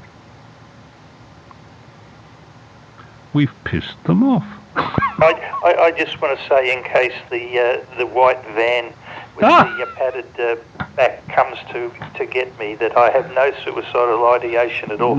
I do want to leave the planet, but I don't want it to be by my making. I might piss off my creator. Well, I'll do that. I'll leave the planet, but hopefully it'll be another 20 years yet. Oh no, I don't want to see another 20. But getting back to let's see, how can we rescue this? Shortwave listening. Well, we could talk about frequencies on which people have proposed to talk to the dead by radio. Oh, hey, speaking of all that... Like 27 megs would be a good start. Oh, no, that's talking to the brain dead. That's slightly different. Not necromancers, those people, the Doris Stokes of this world, Jonathan Edwards, who claim to talk to dead relatives, and we know it's just cold reading. I don't often go for the current affair type shows, considering them to be all rubbish aimed at garbologists. However, I remember an interesting one from way back where a fellow explained to... first of all, he had a session where he weaved his magic, contacting the dead relatives and all that. And at the end of it, and that was with I can hear somebody and their name starts with G. There's somebody here who wants to talk to somebody and the name starts with G.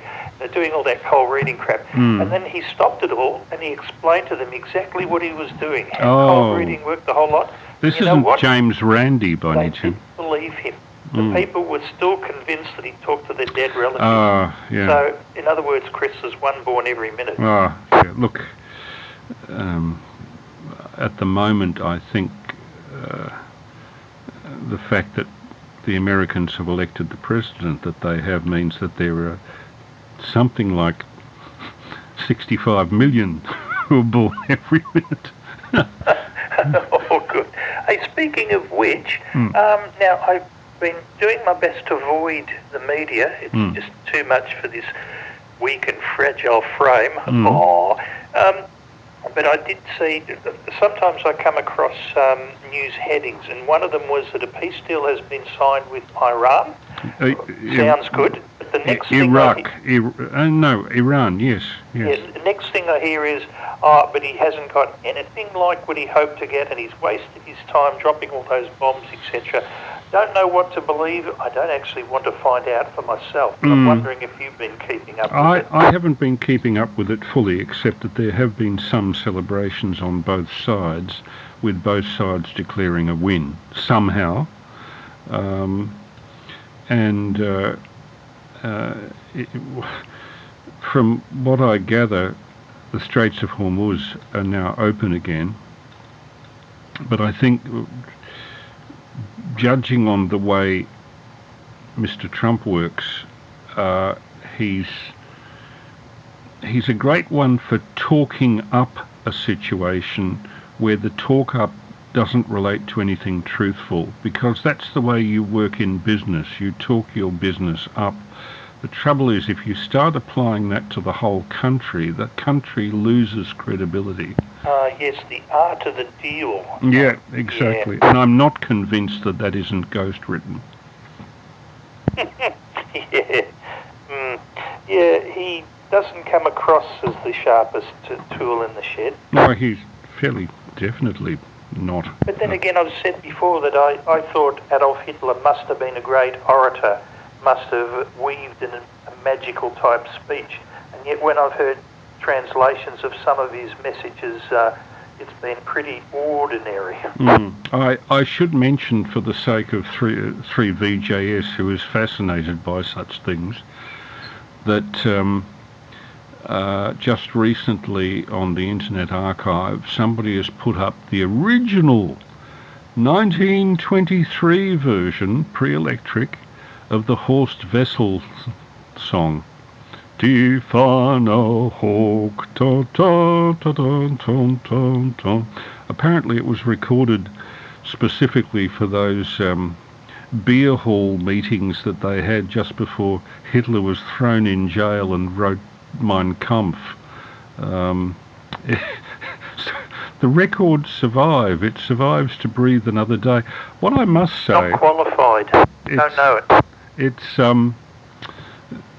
I remember my old friend Bob Klepner, who was Jewish and escaped from Austria just in time, just before the Anschluss, 1938. He was born in 1930, dead now. He told me that he really wanted to join the Hitler Youth movement, not realising how naive he was being Jewish, because they had great uniforms and the music was excellent. That's kind of funny, a Jew wanting to join the Hitler Youth. Apparently, virtually everybody was in the Hitler Youth, as I understand it. It was the equivalent of being in the Boy Scouts. Yeah, and mind you, another friend of mine, also dead now, was born in 1928, was a great jazz collector, Ernst Grossman. He lived in Brighton Beach, had a huge collection of jazz records going right back to the start of the recording of jazz, 1917. He told me that yes, he joined the Hitler Youth, but his mother had told him to be home from a certain Hitler Youth movement in time for his dinner. So he would have been about 7 or 8, and he didn't come home in time. So his mother apparently marched into the hall where the Hitler Youth meeting was being held, grabbed her son by the top of his ear and dragged him out of the meeting, saying, "You'll be late for your dinner, I've cooked it and it's still warm." So this vision that we have of the whole of Germany being this big monolithic, single-sided, no dissent,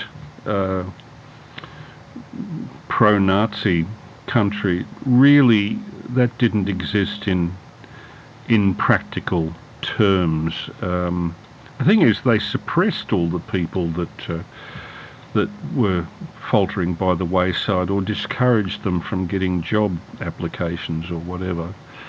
So Ernie was forced to join the army at 14 in 1942. He became one of the people that was sent to the Eastern Front, and of course he was terrified of being captured by the Russians. So when the Russians were starting to advance, the army basically broke into bits and marched home. Hitler didn't read his history books, did he? No. He didn't know what happened to Napoleon. No, and Stalin's people were a little bit more savage than Napoleon, particularly after the treatment that they'd received at Leningrad. So, you know, women were raped, bashed up, you name it. Very nasty part of the war. But yeah, thank goodness that happened in my parents' generation, not mine. Yeah, it makes my disgruntlement about COVID lockups and getting into punch-ups over the last roll of toilet paper in the supermarket seem to fade into insignificance by comparison, doesn't it? My goodness. I tell you, I don't think I've ever mentioned it before, but on the subject of Holocaust deniers, which we have talked about before, I knew a fellow who, he was in the dental corps, but he was going across seeing the people as they were being released from the camps, and he said he never forgot it. He said that the most horrifying things, he said, you couldn't possibly imagine what I saw. I remember him telling me. Oh dear. Yeah, he likewise I met somebody who he was, this is somebody I met at the Melbourne University Staff Club 45 years ago, 1981. Some friends of mine who were university lecturers used to invite me to lunch there when I'd done things like you know, putting together for EMI albums of Peter Dawson's recordings for Peter Dawson's centenary. It's one job I had.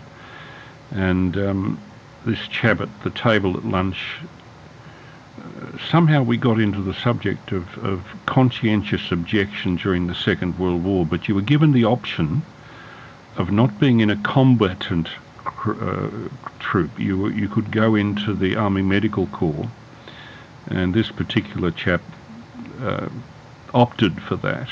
And he told me that he saw sights that were far worse than most people in the combatant corps would ever have seen, because he was sent into Auschwitz about 2 weeks after it was liberated, and people were dropping like flies. You know, they were malnourished to the point where their bodies wouldn't accept food anymore. Well, it would hasten people's demise at the bad end of starvation. You couldn't just, you know, feed them a roaring roast dinner, it would kill them. Yeah.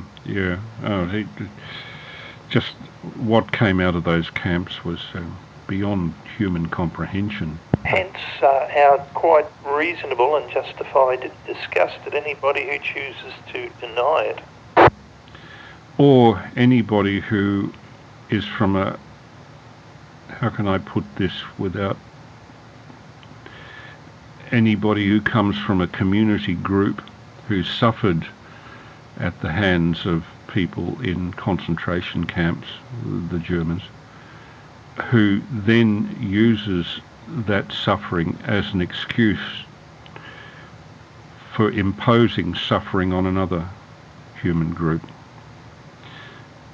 Because the bottom line is, once you've experienced the horrors, the last thing you would want to do is wish it upon another.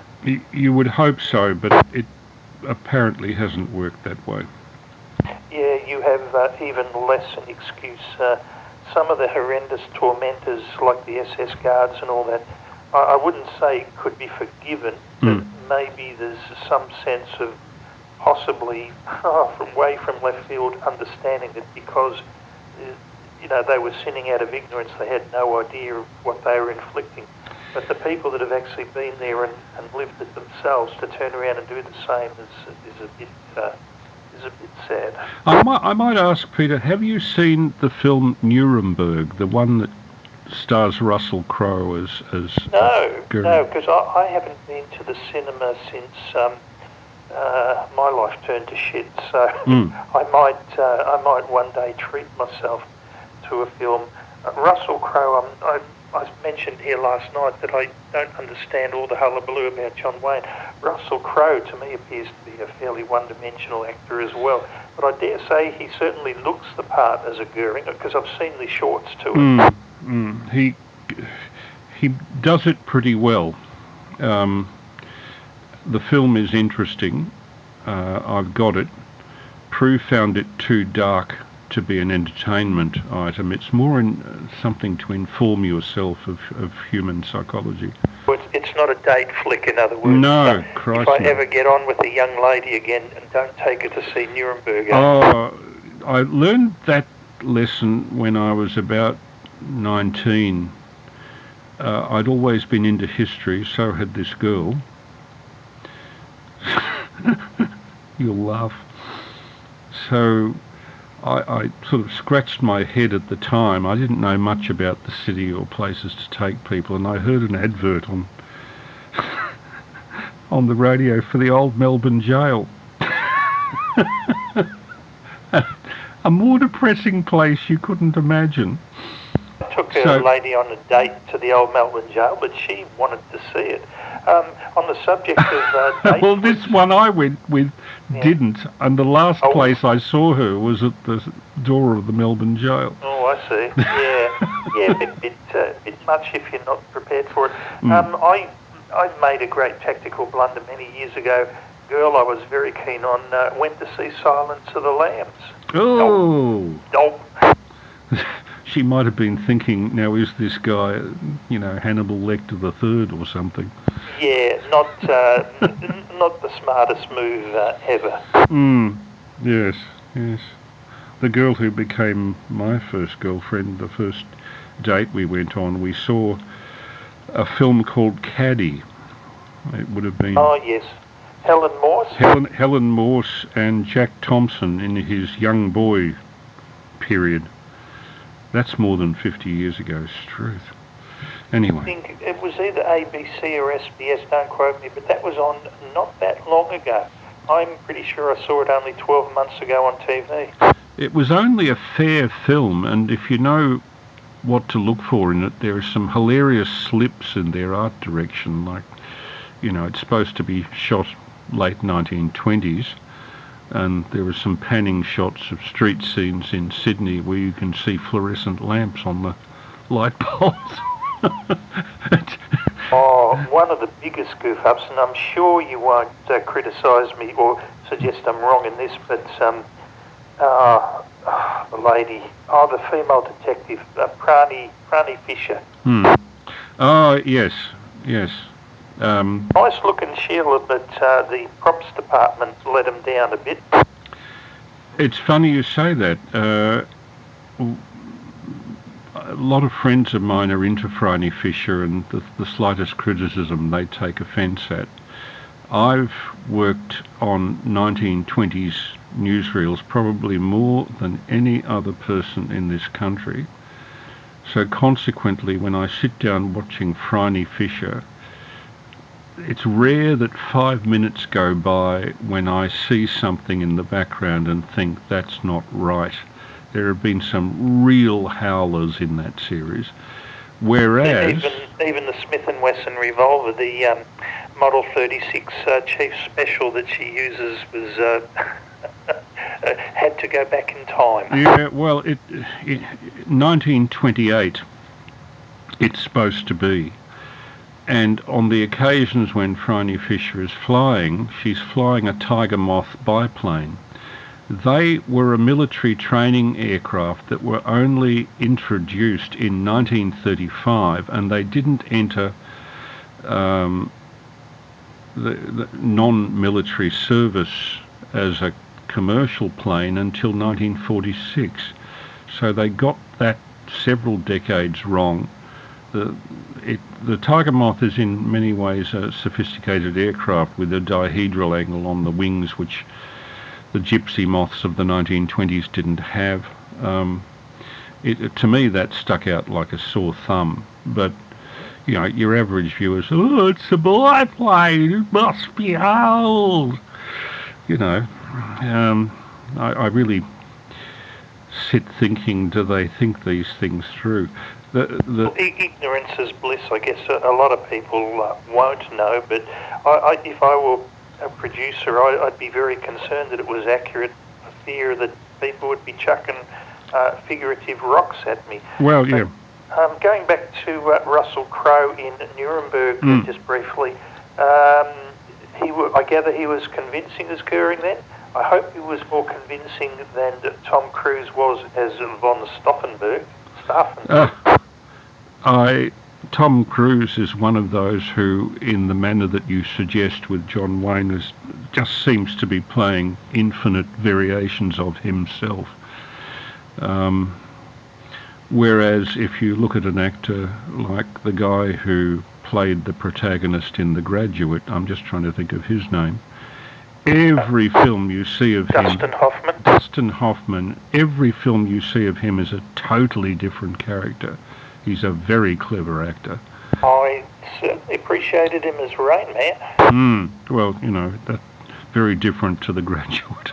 It was loosely based on Kim Peek, and it was an interesting character. When he eventually died in his 60s and they autopsied him, he didn't have two separate, he didn't have the lateral sulcus down the middle of the brain. It was all one hemisphere. That's not the right word, but he could, he literally read the phone book and could, you know, recite all the names, that sort of thing. Just an incredible freak, and yet his parents had to dress him. Yeah, they used to use a non-PC term for that, idiot savant.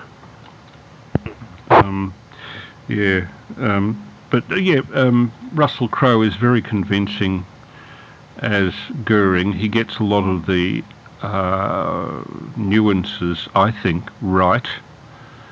And they deal with Goering's suicide very sensitively. Oh, now you've given me a spoiler. Now I can't watch it, because I know what's going to happen. But he was playing a chess game with everybody. And that's obvious if you look at the original films. He saw himself very egotistically as the last the last Führer of the Reich.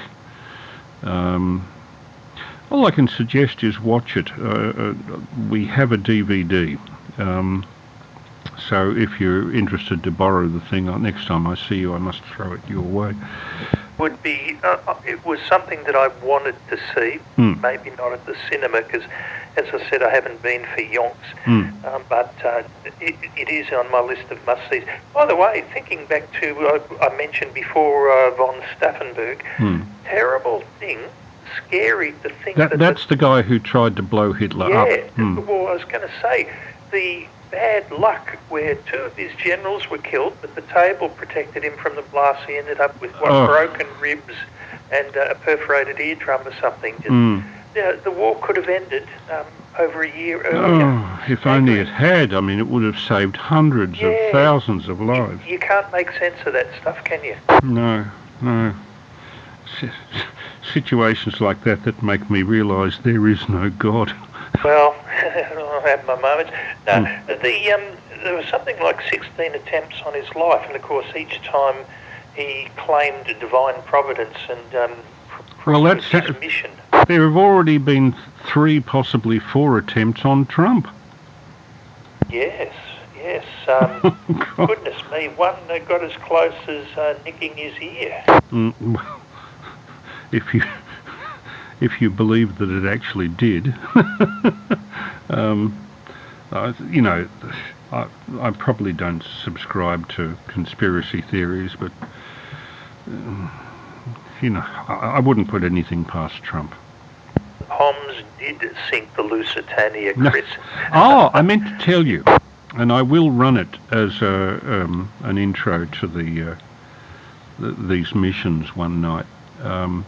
I found on Internet Archive, produced in about 1955, a radio documentary interviewing about a dozen survivors of the Lusitania, which was about all that survived by that time. There are very few. That would be interesting. Just on that subject, one of those diving missions, I remember they found some ammunition that was going across, so it was... it was justified. Well, in a manner of speaking. Well, all's fair in love and war, I guess. Yeah. Anyway, Harry, if you're listening, I know there's not much chance of it at this time of night, but I must organise a little clip to be put up, not unduly criticising 3CR, but just indicating that not all of its progress has been linear. There have been a lot of people that have dropped off potential support along the way, myself being one, many others being involved, because 3CR is having its 50th anniversary in reality on the 3rd of July, but they're celebrating it on the 4th of July. Something funny about that. I feel sad now that you're talking about it quite a bit, and I regret not having paid more attention at the time. I was aware of its existence, and that was all, unfortunately, and I regret that now. It initially was a very interesting place to be involved with, because it was the first station of its type, mostly talk, and the first one in which the community as a whole could be involved that wasn't a music station. And my interest was always more in spoken word programming than it was in music. Hence the reason that I don't get involved with Steve 3SL's Friday night transmissions, and I do these instead. But it brought together a lot of people from different parts of the community who were creatively inclined, at least initially, and it was a friendly, stimulating place without being notably radical in its early days. The doors were wide open.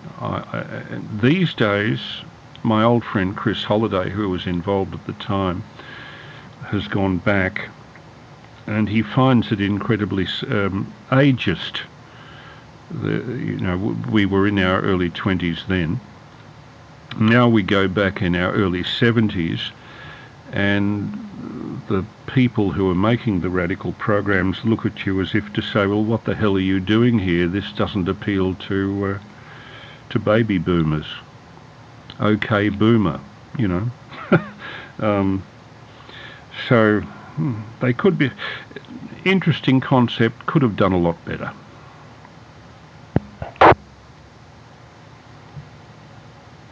Sorry. No, all good.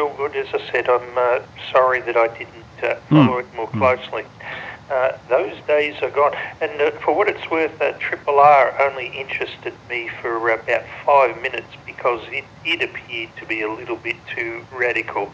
Oh. So I don't know what I would have made of 3CR ultimately. I think the thing that I noticed about Triple R on the very few occasions I called in there, I got the impression they were a little bit on the druggy side. Well, yes, that's just one of my impressions. Mm. And a couple of the female presenters were in the male-hating category too. That real butch sort of I hate all men stuff came out a few times. It's... that unfortunately has been revived by this thing of sexual definitions, as particularly the trans community is going through at the moment. Now I presume everybody's dumb tube feed is the same, where you offer these little 90-second clips and the like, and often I find them better than sitting through something that might say go for 20 minutes, half an hour, because I say, I haven't got 20 minutes, half an hour, no matter what the topic is. But anyway, there was one about, I can't think of his name, but some bearded fellow argues and confronts the transsexual folks. And he's talking to one woman, and she's very clearly a woman. She's quite attractive and all that. And he eventually, and she's counselling these people going through the change process and all that. And he says, tell me, what is a woman? She says, I'm the last person to be able to tell you because I'm not female. And absolutely, it was the funniest thing I've seen. I'm sure it was meant to be serious, but it was well, if you didn't laugh, you'd cry, but... If there's another Borat film, I hope he does the expose of those attitudes in America. I personally, I don't know how you feel about it, but I think Borat is one of the funniest films I have ever seen. Oh, believe it or not, I'm not qualified. Sounds like I need to improve my education. Borat is one of the few films that I laughed so much through, I wet myself. And that's the truth. Oh well, that does come recommended then. I remember a girl I was keen on at the time had only just come out of hospital from having her appendix out and a couple of other bits of plumbing work done down there. And we went to see Flying High, the original, and we the dialogue's good. Amazed she didn't split her stitches. That was just so funny. Yes, it's... Lloyd Bridges. Oh, picked a bad day to give up glue sniffing. Yes. Oh dear. Look, it's 20 minutes to 1. I really should pull the plug at this stage. Thanks for the chat. It's always good to let the hair down for a while. Thank you so much for your company. The day's just gotten better and better after, as I said, feeling very unwell this morning. Well, congratulations on 160 metres to New Zealand. That is something. It's definitely a highlight. It's no big thing in the scheme of things. But now Steve 5SFA has worked something like 64 countries, I think he told me, on 160. Admittedly, some of those on the dark side. But as I say, the Master Blaster... on 160, I overlook the mode. I just think it's good to make really long-distance contacts by any mode. Well, the next thing will be making contact with VK0, won't it? Yes, well, we've all done that before, but even better if there's a posting on Macquarie Island. I got my fingers crossed behind my back for that. But anyway, as I said... I hope that happens too, because frankly, I think of the two locations, Macquarie Island or the Antarctic continent, Macquarie Island is much more interesting, hands down. Yeah. I would prefer to visit Macquarie than I would... the continent itself, but that's just me. Anyway, yes, bucket list items, it can be big or small, it doesn't matter, and the significance is for the person themselves, and I'm just very pleased now that I can say I've worked at ZL and all bands 160 to 6, even including 30 since they got voice privilege there. Thank you, Chris, for your time. Okay. We've discussed some pretty heavy subjects. Wouldn't be family viewing by any stretch, but the time, I'm very grateful for your time, so thank you very much. Well, at least we didn't discuss syphilis and gonorrhea, so we can keep that for another night. Well, we sort of did it last night, but anyway, Okay. VK3AML, this has been VK3ACZ. Cheers, Chris. Have a great day. No worries. I'll catch you in 23 hours. Hopefully I'll pick some subjects of greater general interest so that we get a few more people popping in on the group. And not that I have anything against you, Pete. It's just nice to have a mix with a few new people from time to time. VK3 Alpha Mike Lima in duplex contact with station 3ACZ on 439.225 is now dropping off 147.475 and listening there briefly for any calls before closing. Just before you go. Oh yes, hello. It's VK3EIP. Oh, hi. How are you? I'm okay. Sorry, I don't want to... I only realised who you were after you went off last night when I picked up my latest copy of AR and saw all the correspondence addressed to you. Okay. I didn't realise. I mean, it was that was a few nights ago, actually. Yes. I've been doing a bit of experimenting with my radio, and I just wanted to check that I'm actually getting out. Oh, so there's a bit of noise behind you, less than the other night, but it's still extremely copyable. You'll hear it on the log anyway. Okay. So what I've done different is I'm running crossband on my FT736. Yeah. And so I just wanted to try that out. so I had the radio on. I just heard you tonight. I was going to call you earlier, but you talk about such interesting stuff, and I got to the radio too late. And pretty depressing stuff tonight. Oh, not really. It's interesting. I didn't want to interrupt the conversation, but I just wanted to come up just to get the radio check. Yeah. Congratulations on your article on electromagnetic exposure too. I think you came up with some very good suggestions there, and I've read a little bit about electromagnetic exposure, and that's one of the reasons that I can't be a great protagonist for amateurs applying for more power than 400 watts, because out in the bush, maybe, but in the built-up area in the city, I would hate to see somebody running 2 kilowatts living next door to me. I'm a NIMBY, not in my backyard, you know? Yeah, look, I understand that. I wasn't really writing about more power. I was trying to get to the bottom of, with the moon bounce, yeah, of course you need lots of power. Yeah. But it's sort of... well, usually with moon bounce, a lot of the people doing that, really doing it with voice, for example, are using big dishes, which shields the people on the ground below anyway. So they're pointing it up in the air, which is a different thing. You could, when the moon's low to the horizon, you could dry your neighbour's washing. That's true. Or is that knock it off the clothesline? Oh dear. I have thought about maybe putting a sausage on a long stick and seeing if I can cook it. Oh dear. But I wasn't. The issue was more about we have two standards thrown at us. That's the thing that gets me. We get. There's a phone call. Give me a moment, will you, Prue? Oh, it's okay. Oh, cup of tea. Okay.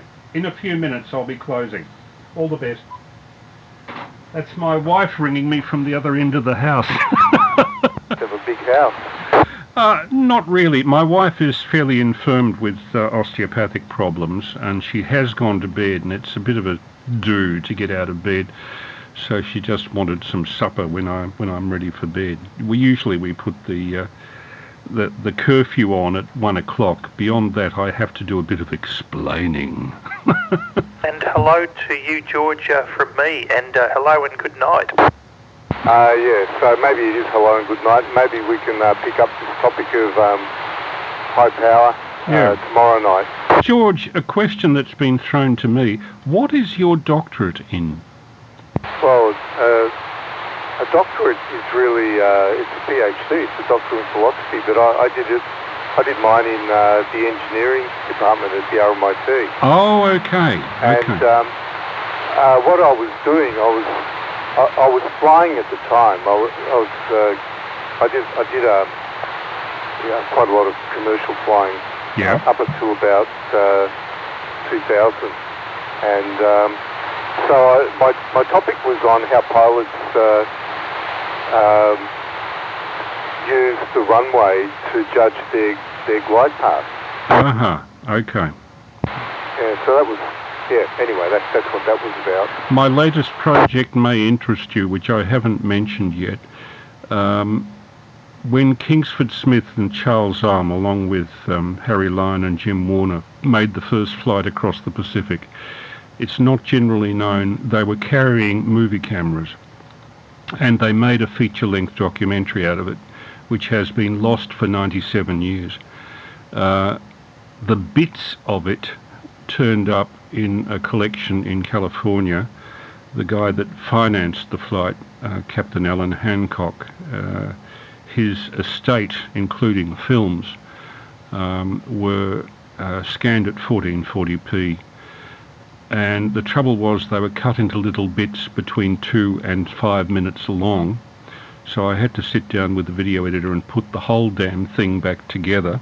Fortunately, I had recordings of Smithy and Ulm talking about the flight as recorded just after they arrived in Sydney, so I could actually put commentary onto the thing in first person singular. But that may be of interest to you. I'm hawking it round the historical societies at the moment, and I'll be doing Upwave fairly soon, which is not too far from you. May be of interest, I don't know. I haven't really followed much about what... so you said it was Kingsford Smith? Yes, Kingsford Smith and Charlie Alm. They flew from Oakland, California to Brisbane. It took 9 days and spent, I think, something in the order of 90 hours in the air in a 3-engine Fokker. First time anybody had flown across the Pacific. 3 big hops: Oakland to Hawaii, Hawaii to Suva, Suva to Brisbane. Right. So, I don't know what you'd be filming, the ocean and the clouds. Oh, there's a lot. They pioneered all sorts of navigational equipment and communications equipment. They were carrying a long-wave radio and a shortwave radio, both radio telegraph, and the long-wave radio was used for communication with ships on the main shipping lanes that they were following. All that's explained on the documentary anyway, but that what killed the distribution of the documentary was it was made in July 1928, and only a few months later sound came along and stunkered the possibility of this thing being generally released. So it's remained in cans for the last 98 years. It's been an interesting job putting it back together. So it's a shame, it didn't get released back then. And I guess nowadays we just put an audio, a narration on it. Oh yeah, that's what I've done. Yeah, right. Okay. Well, that'd be interesting to see. I mean, maybe you should post it up on YouTube. I've thought about that, but there are a sufficient number of stakeholders in what they're claiming as copyright. That's probably bogus, but I don't like to rub anybody up the wrong way. So at the moment I'm just hawking it around, showing it to U3A, historical societies, movie clubs, some Probus groups, some Rotary groups. It keeps me going in my retirement, basically. Sounds interesting. Yeah. Well, I better let you go. Okay. But if you like, we can have a talk about the high power stuff.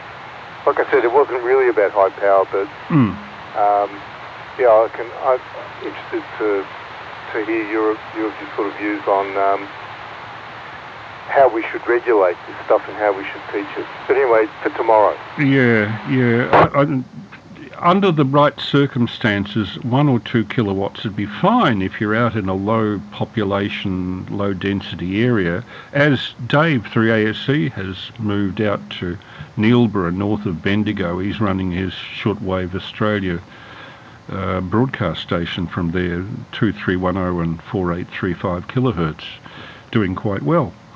I didn't realise he... okay. Yeah.